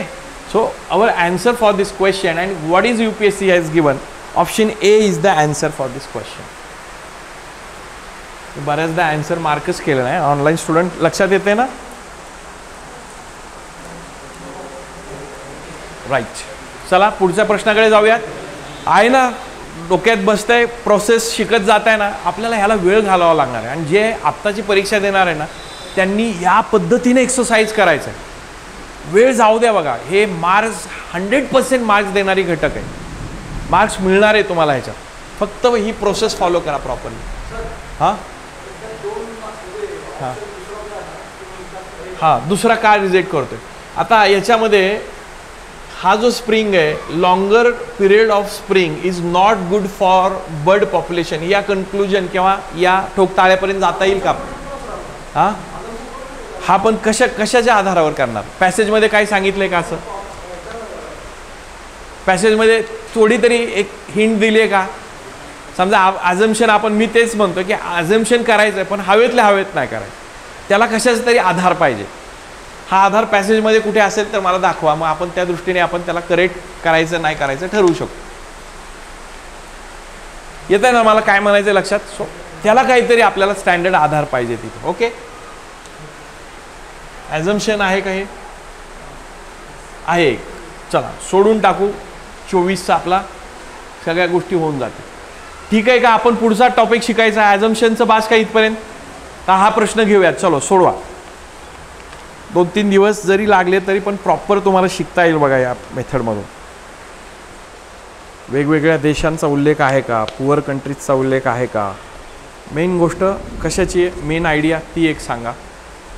त्या दृष्टीने आपल्याला जाता येईल. मेन आयडिया थोडक्यात तुम्हाला मी सांगतो की पेटंटच्या कालावधीत जबरदस्त पैसा कोण कमवतं? मेडिसिन तयार करणारी कंपनी. त्या काय म्हणणार आपण, करन्सी टाईम जो असतो त्याच्यामध्ये छापून घेत. पण लोकांना अशा पद्धतीचं रिसर्च करण्यासाठी त्यांना प्रवृत्त करणारी पण तीच गोष्ट असते. कारण त्यांना त्यात पैसा मिळणार असतो. लोकांना त्याचा फायदा पण होतो. पेटंटचा फायदा पण होतो. बघा मी काय सांगतो त्या गोष्टीकडे लक्ष. लोकांना फायदा पण होतो पण तो काय महाग ठरतो पैसा. समजा 20 वर्षासाठी पेटंट आहे. 20 वर्षामध्ये प्रचंड तो कमवून घेणार. पण 20 वर्षानंतर ते पेटंट काय होतं? रिलीज होतं. मग गव्हर्नमेंट त्याचं काय करतं? कमी पैशामध्ये वगैरे ते औषध विकू शकतं. त्या अनुषंगाने बघा मला तुम्हाला असं विचारायचं आहे की पुअर कंट्रीज किंवा डेव्हलपिंग कंट्रीजबद्दलचा काय उल्लेख वाटतोय का तुम्हाला? समजा 2 जर रिजेक्ट केला तर काय काय ऑप्शन हे होतील तुमचे? ए आणि डी तुमचे रिजेक्ट होतील. आता तिसरा बघा. तिसरा, providing medicines to the public at the affordable prices is key goal during the public health policy design in many countries. वेगवेगळ्या देशांचा काय उल्लेख केला आहे का ह्याच्यात? आपल्याला ह्याला पण रिजेक्ट करता येते. 2ला आणि 3ला रिजेक्ट केलं तर तुमच्याकडे चॉईस कुठला राहतोय मग? 1 काय आहे आपण ह्याची चर्चा करू. Patent protection given to the patentee puts huge burden on the public purchasing power in accessing patented medicine. म्हणजे प्रचंड त्या पेटंटेड कालामध्ये त्याची पैसे जास्त लावतात औषधाचे आणि ह्याचं बर्डन येणारच. सो हे बरोबर आहे. त्या पॅसेजच्या अनुषंगाने हे सपोर्ट करणार आहे. आणि चौथं, government need to find appropriate balance. हे आपण ॲझम्पशन करू शकतो. कशामध्ये? Rights of the patentee and requirement of the patients. ह्याच्यामध्ये कुठेतरी एक सुवर्ण मध्य गव्हर्नमेंटने हे आपण करू शकतो. कारण या संपूर्ण चर्चेला हे काय करू शकतं? बेस देणारी ही गोष्ट आहे. म्हणून ह्याचं जे बेस्ट चॉईस आहे उत्तराचं 1 and 4 असायला पाहिजे. समजतंय? 1 and 4 म्हणजे बी हे त्याचं उत्तर असेल. येतंय लक्षात? सो या पद्धतीने तुम्ही जायचा प्रयत्न करा की हां ही गोष्ट आहे का? डेव्हलपिंग कंट्रीज आणि ह्याची चर्चा आहे का? हे चल हे उत्तर असू शकत नाही. इलिमिनेट करायचा प्रयत्न करा. इलिमिनेशन तुम्हाला सांगतो भारतामध्ये मागच्या 10 वर्षामध्ये ऑल इंडिया रँक 1 आलेला पण माणूस आहे ना, तो ठामपणे सांगू शकत नाही ती व्यक्ती की मी काढलेलं आन्सर 100% हे योग्यच होतं. नाही, सगळ्या प्रश्नाच्या बाबतीत नाही सांगू शकत, पण या असे टेक्निक लावून ते मॅक्सिमम करेक्शनकडे जातात. आपल्याला पण तेच वापरायचं येते. सो त्या स्टेप्स तुम्ही हे करायचा प्रयत्न करा. आता मला फक्त बघू द्या पुढचं काय ॲझम्पशनचं आहे. मला वाटतं ॲझम्पशनची चर्चा हे तुम्हाला मी ह्याच्यासाठी ठेवतो, घरी सोडवून पुढच्या काय टॉपिकबद्दल थोडीशी चर्चा करू आणि राहिलेले आपण नंतर ह्या गोष्टीसाठी. हे लावायचं का, पाणी येतंय का आत? हां, थोडंसं मग क्लोज करायला. Take the lead guys. काही इकडे जा, काही तिकडे जा, तुम्हीही घेऊ शकता.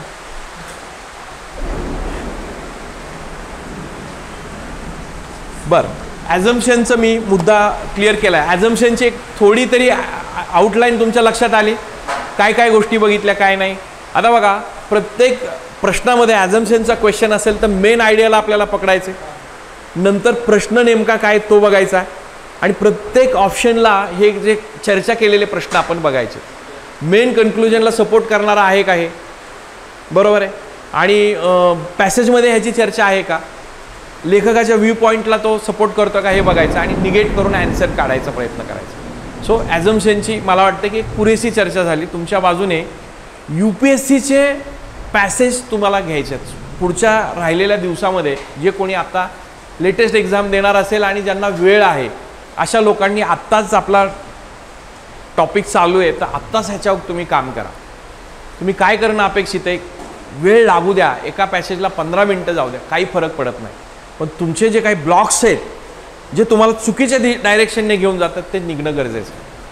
आणि ते कसे निघू शकतात की UPSCनं दिलेला आन्सर, सगळेच प्रश्नाचा आन्सर त्यांनी फारच वेग दिले असं नाही आहे, मोस्ट ऑफ द टाईम ते करेक्ट आहे. मग तिथं तुमची प्रोसेस तिथं पोचते का ती बघा, आणि ते जे काही ब्लॉक्स असतील, ते जे काही ट्रॅप्स असतील ते दूर करायचा प्रयत्न करा. ओके, सो ॲझम्पशनच्या चर्चेनंतर पुढचा जे क्वेश्चनचा टाईप आहे तो आहे इन्फरन्स बेस्ड क्वेश्चनचा. पेज नंबर 3च्या पुढचा जो 4 नंबर लिहिला नाही मी ह्याच्यात, पण इन्फरन्स बेस्ड क्वेश्चन अशी हेडलाईन आहे. त्या हेडलाईनची चर्चा आपण करू. इन्फरन्सचं जसं तुम्ही सांगितलं की अनुमान, अंदाज, प्रयोगशाळेमध्ये अनुमान लिहायचा ना तुम्ही, हा असा असा कलर आला आणि अनुमान हे असं असं झालं असेल. हा, कलर कधीच आला नाही का अनुमान कधीच आलं नाही? कोण करा नीट मनापासून करणार, नाही तर होमी बाबा तयार झाले नसते का आपल्या देशात? सगळेच आहे ना, असाइनमेंट वगैरे कशी कंप्लीट करतो आपण, एज्युकेशन सिस्टीम बघा. हां, छापाछापी नुसती राहते, नाही होत ना तसं काय. ओके, ठीक आहे. आपण आता जे हातात शिवधनुष्य घेतले ते उचलूयात, चला हरकत नाही. अनुमान, रीडर्स, आता अनुमान जे आहे हे अनुमान आपण जो वाचणारा एंड आहे, वाचणाऱ्याच्या एंडने त्याला किती अंडरस्टँड झाले हे दर्शवणारी कृती. मग वाचणाऱ्याला हे किती कळालंय, त्यांनी सांगितलेला गाभा त्याला इंटरनलाइज झालाय का, आणि त्याच्यावरून त्याला अनुमान काढायचं. ओके, बघा आता ह्याच्यात काय की पॅसेज दिलेला आहे, पॅसेजमध्ये आर्ग्युमेंट्स केलेले आहेत, त्या आर्ग्युमेंटला सपोर्ट करणारे फॅक्ट्स मांडतात, एव्हिडन्सेस तो मांडायचा प्रयत्न करतोय, एक्झाम्पल्स मांडायचा प्रयत्न करतोय.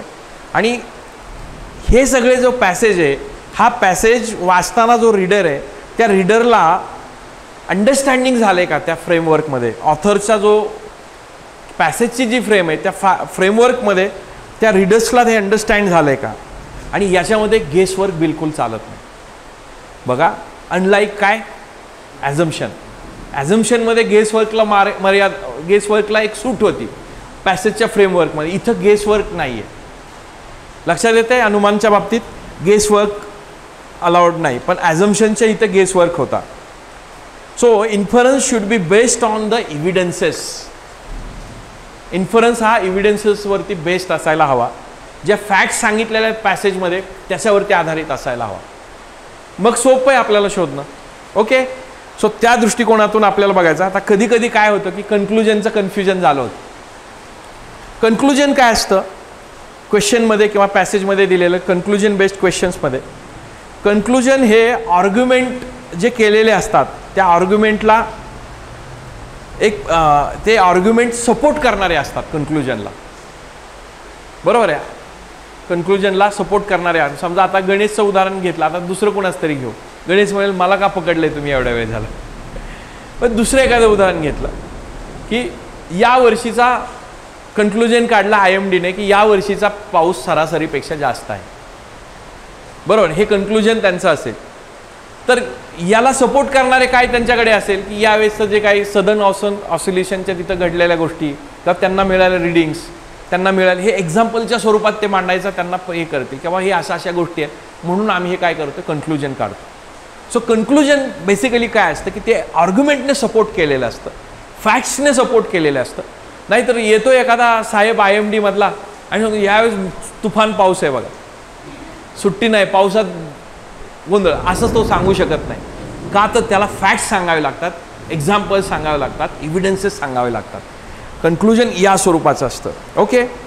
सो कन्क्लुजन एक प्रकारचं ओपिनियन असतं, सरासरीपेक्षा जास्त अंदाजेच ते सांगत असतात, एक प्रकारचं जजमेंट असतं. याच्यामध्ये इम्पॉर्टंट वर्ड्स काय असतात कन्क्लुजनमध्ये बघा.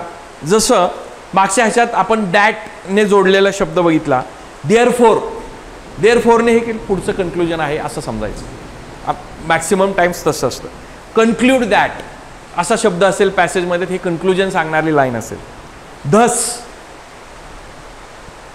त्यानंतर क्लिअरली, विच मीन्स, अशा स्वरूपाचे जे आहेत हे काय असणार, कन्क्लुजन असतं. एवढेच शब्द असतात असे नाही, अजून खूप सारे ह्याच्यात शब्द आपण ॲड करू शकतो. सो इट्स कन्क्लुजन काय असतं, एक प्रकारचं ऑथर्स व्ह्यू आफ्टर आर्ग्युमेंट. वेगवेगळे आर्ग्युमेंट केल्यानंतरचं काय असतं, त्याचा ऑथरचा व्ह्यू पॉईंट त्याच्यामध्ये दिलेला असतो. थोडक्यात आपण काय करू, पुढच्या पेजवर मी यांचं इन्फरन्स आणि कन्क्लुजनचं काय केलेलं आहे, एक कंपॅरिझन केलेलं आहे. ह्याच्यावरून ह्या दोघातला फरक काढणं तुम्हाला सोपं जाईल. बघा, इन्फरन्स काय, एक प्रकारचं अनुमान आहे. It is to deduce by the reader. रीडरला अनुमान काढायचं. अनुमान कोणाला काढायचं, वाचणाऱ्याला काढायचं आहे. वेअर ॲज कन्क्लुजन कोण काढलेलं असतं, ऑथरने सांगितलेलं असतं. तिथे ऑथरने पॅसेजमध्ये सांगितलेलं असतं कन्क्लुजन. या दोघातला बेसिक फरक लक्षात आला. Okay. Inference, it is implied in nature. Implicitly सांगितलेलं असतं, म्हणजे डायरेक्ट त्यात सांगितलंय का, इम्प्लाइड केलेलं असतं. इम्प्लाइड म्हणजे इनडायरेक्टली सांगितलेलं असतं. आणि कन्क्लुजन हे एक्सप्लिसिटली सांगितलेलं असतं, ऑथरने पॅसेजमध्ये दिलेलं असतं. दोघातला फरक लक्षात आला. आणि तिसरा फरक मी सांगतो, inference comes after conclusion. Conclusion नंतर काय येतं, अनुमान येतं. आणि इथं जर बघितलं तर कन्क्लुजनच्या अगोदर काय असतं, ॲझम्पशन असतं, गृहीतक. गृहीतक धरलेलं असतं, त्यावर आधारित तो काय काढतो, कन्क्लुजन काढत असतो. या दोघांमधला एक ढोबळमानाने एक फरक आहे, तो लक्षात आला तुमचा. सो या स्वरूपाचे प्रश्न आपण बघू, त्यावेळेस बघू. आता इन्फरन्स बेस्ड जे क्वेश्चन्स आहेत, या क्वेश्चन्सला सोडवायचं कसं, याचे एक 2-3 पॉईंट्स आपण जरा डिस्कस करूया. Read the passage carefully. Passage व्यवस्थित वाचा. अगोदर प्रश्न तो नॉर्मली वाचला तरी चालेल. रीडिंग बिटवीन लाईन आपण कन्सिडर करणं गरजेचं आहे, काय त्याच्यात अर्थ दिला आहे. त्यानंतर फॅक्ट्स अंडरस्टँड करणं, एव्हिडन्सेस काय दिलेले आहेत ह्याला थोडंसं तुम्ही समजून घ्या. And choose the option near to the main idea of the passage. कन्क्लुजनच्या जवळ जाणारी एखादी जी ही असेल ते आपलं उत्तर असणार आहे. ते काय असणार आहे, आपला इन्फरन्स असणार आहे, अनुमान असणार आहे. समजतंय. सो मेन आयडिया इथं पण आपल्याला काय करावं लागणार, पकडावी लागणार आहे. सो त्या दृष्टीने आपल्याला प्रयोग करावा लागणार आहे. So let's go to the direct, आपण सोडवायला जाऊयात. इथपर्यंत समजलंय, काय प्रश्न आहेत का तुम्हाला? चला आता आपण प्रयोग करूयात. इन्फरन्स बेस्ड क्वेश्चन काय काय सांगितलं, इन्फरन्स आणि याच्यामध्ये फरक काय असतात. इन्फरन्स डायरेक्ट दिलेला असतो का, इनडायरेक्ट सांगतो, इनडायरेक्टली दिलेला असतो, इनडायरेक्ट. इन्फरन्स कशानंतर येतं, आफ्टर कन्क्लुजन येतं हे, बरोबर. आणि उत्तर शोधत असताना काय चेक करायचं आहे, फॅक्ट्स सपोर्ट करतात का त्याला, आणि कन्क्लुजनच्या जवळ जाणारं मेन आयडिया जे आहे, मेन आयडियाच्या जवळ जाणारं जे असेल ते आपलं काय असणार आहे, ऑप्शन असणार आहे. ओके, क्लिअर झालं. So let's try to solve the questions directly.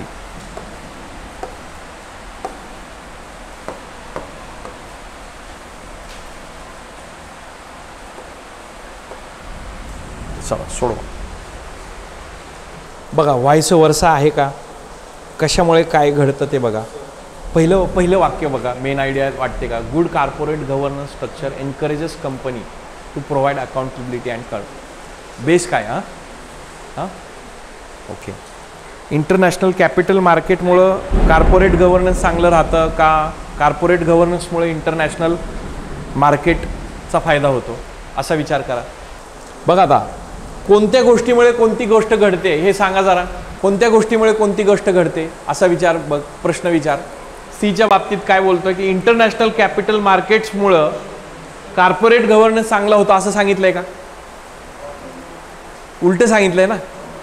मग आता ते आपलं हे कॉन्ट्राडिक्टरी स्टेटमेंट आहे. निगेटिंग तुम्हाला जे मी लिहून दिलं होतं ना, निगेशन करणारं स्टेटमेंट आहे. मेन आयडिया पहिल्या ह्याच्यात good corporate governance structure encourages company to provide accountability and control. आणि याच्यामुळे मग कंपन्यांना फायदा होतो. इंटरनॅशनली फंड्स वगैरे येतात मोठ्या प्रमाणात. ऑप्शन बरं. It is important agenda of the countries बद्दलची काय चर्चा आहे का? नाही. काय येईल? बी यायला पाहिजे का डी वाटते? बरं डीची चर्चा करू. Good corporate governance paves the ways for robust supply चेनची चर्चा आहे का इथं? असेल तर सांगा मला. नाहीये. सो आपल्याला काय करायचं आहे की अंदाज व्यक्त करायचा आहे. Conclusion, main conclusion, good corporate गव्हर्नन्सचे फायदे इथे सांगितलेत. आता बी कडे जा. Good corporate governance improves the credibility of the firm. म्हणजे जी कंपनी आहे ते कंपनीला फायदा होतो का गुड कॉर्पोरेट गव्हर्नन्समुळं? हा त्याचा अंदाज आहे, अनुमान. फायदा झालेला ह्याच्यात ते सांगितलेलं आहे की कसं त्याला इफेक्टिव्ह त्याचं एक्सटर्नल फायनान्सिंग होतं, काय होतं ते ह्याचं बेसिक गोष्ट पण इथं सांगितली. गुड कॉर्पोरेट गव्हर्नन्स ह्याच्या अराउंड फिरणार आहे. सो मेन आयडियाला आपल्याला पकडायचं. मेन आयडियाला पकडल्यानंतर हे बघायचं. आता इथं बघा व्हाईस वर्सा सांगितले. गुड कॉर्पोरेट गव्हर्नन्समुळे इंटरनॅशनल कॅपिटल मार्केटचा फायदा होतो त्या फर्मला. उलट इथं दिलंय इंटरनॅशनल कॅपिटल मार्केटमुळे काय होतं, तुमचा गव्हर्नन्स सुधारतो. असं तर पॅसेज सांगत नाहीये. सो ह्याला रिजेक्ट करून टाका सीला. बर पुढे आता हे तर बघितलं तर इथं काय सांगितलं की कंट्रीजचा अजेंडा काहीच सांगितलं नाही ग्लोबलचा, तो रिजेक्ट करून टाका. आणि शेवटच्या बाबतीत सप्लाय चेनची पण चर्चा नाही. सो आपल्याला बी निवडता येईल. समजतंय ना? आपण चाललोय ना एकदम फॅक्च्युअली करेक्ट चाललोय. Okay. So let's go to next question. चलो आता हा तरी सोडवा तुम्ही बरोबर सगळ्यांनी. दबाव घेऊ नका. प्रॉपर मेकॅनिझम फॉलो करा आपलं. सगळेच ऑप्शन सपोर्ट करणारे वाटतात पण एकच शब्द असा आहे की ते सगळंच एक्सप्लेन करतो. ते तुम्ही शिकलेलं पण असाल तुमच्या याच्यामध्ये. यस. आता इथं तुम्ही म्हणाल बाहेरचा, हा मग हे शब्द तर माहीत असणं गरजेचं आहे. कीस्टोन स्पेसिस ऐकलं ना? कीस्टोन हा शब्द कशातून आला असेल सांगा बरं. ऐकलंय का तुम्ही? हा दगड असतो तुमच्या स्ट्रक्चरमध्ये. कुठले कमान असेल किंवा कुठतंही एखादी बिल्डिंग असेल त्या बिल्डिंगमध्ये कीस्टोन असतो. कीस्टोन कळीचा दगड. तो दगड काढला की अख्खीच्या अख्खी बिल्डिंग कोलॅप्स होऊ शकते. तसं स्पेसिसचा जो आपण पिरॅमिड कन्सिडर केला तर त्याच्यामध्ये अशी एक स्पेसिस असते ती जर ह्याच्यातनं संपली तर अख्खच्या अख्खा तो स्पेसिस सगळ्या नष्ट होऊ शकतात. जसं मधमाशी आहे. आईन्स्टाईन म्हणाला होता की जर मधमाशी जर वाईप आउट झाली तर 4 वर्ष माणूस 4च वर्ष आहेत माणसाकडे, नंतर माणसाची रेस संपून जाईल. एवढं त्याचं महत्त्व आहे आपल्यासाठी. कीस्टोन स्पेसिस तशा अनुषंगाने ह्याची चर्चा आहे. बघा एलिफंट काय? Landscape architect. पहिलीच लाईन आहे बघा. Creating clearing forest, preventing overgrowth of certain plant species. Control करतोय. Space for regeneration. आणि इकडे जर बघितलं आपण बघा याच्यात मग जर सगळे सपोर्ट करणार आहेत, इथं असं निगेट करताच येत नाही बरोबर. मग त्यातलं त्यात मोस्ट ॲक्युरेट कोणतं आहे बघा. ही माझ्याकडे ही आहे बघा. ही आता ह्याच्यामध्ये 4 नंबरचा जो आहे ह्याच्यात मी तुम्हाला मागे पण एकदा सांगितलं होतं, हिंदी इंग्लिशमधलं पाहिजे होतं की ह्याच्यात चौथा जी लाईन आहे, चौथा लाईनमध्ये सांगितलेलं असतं की 4 पर्याय दिलेले आहेत प्रश्नाचे. ह्या 4च्या 4 तुम्हाला बरोबर वाटू शकतात पण त्या 4 पर्यायापैकी मोस्ट ॲक्युरेट पर्याय तुम्हाला निवडायचे. Most accurate. हे बाकीचे पण बरोबर आहेत, सपोर्ट करणारे आहेत त्या, पण मोस्ट ॲक्युरेट वर्णन करणारं कोणतं आहे? Elephants are the keystone species and they benefit the biodiversity. हेच तर ह्याच्यात सांगितलं. So this can be the inference of the passage. Okay, so या स्वरूपात आपल्याला डील करायचं. आता हा पुढचा जो प्रश्न आहे बघा, इम्प्लिकेशन किंवा इम्प्लाय बाय. झालाय का वेळ? मला वाटतं जरा थांबूयात आपण, उद्या बाकीची थोडी चर्चा करू आणि उद्या असाच एक्सरसाइज घेऊया. पण आज झालेल्या एक्सरसाइजला तुम्ही कन्वर्ट केलं तर त्याचा फायदा आहे. घरी गेल्यानंतर हेच पॅसेज सोडवा शांत डोक्याने आणि बघा की काय आहे काय नाही आहे, कशा स्वरूपात दिलेलं आहे, आपली झालेली चर्चा सरांनी सांगितलेल्या गोष्टी मॅच होतात का, उद्या काय डाऊट्स असतील तर उद्या विचारा. अदरवाईज हे गेलं की संपलं, ओलाटाईल होऊ देऊ नका नॉलेज हे. Okay, so let's stop.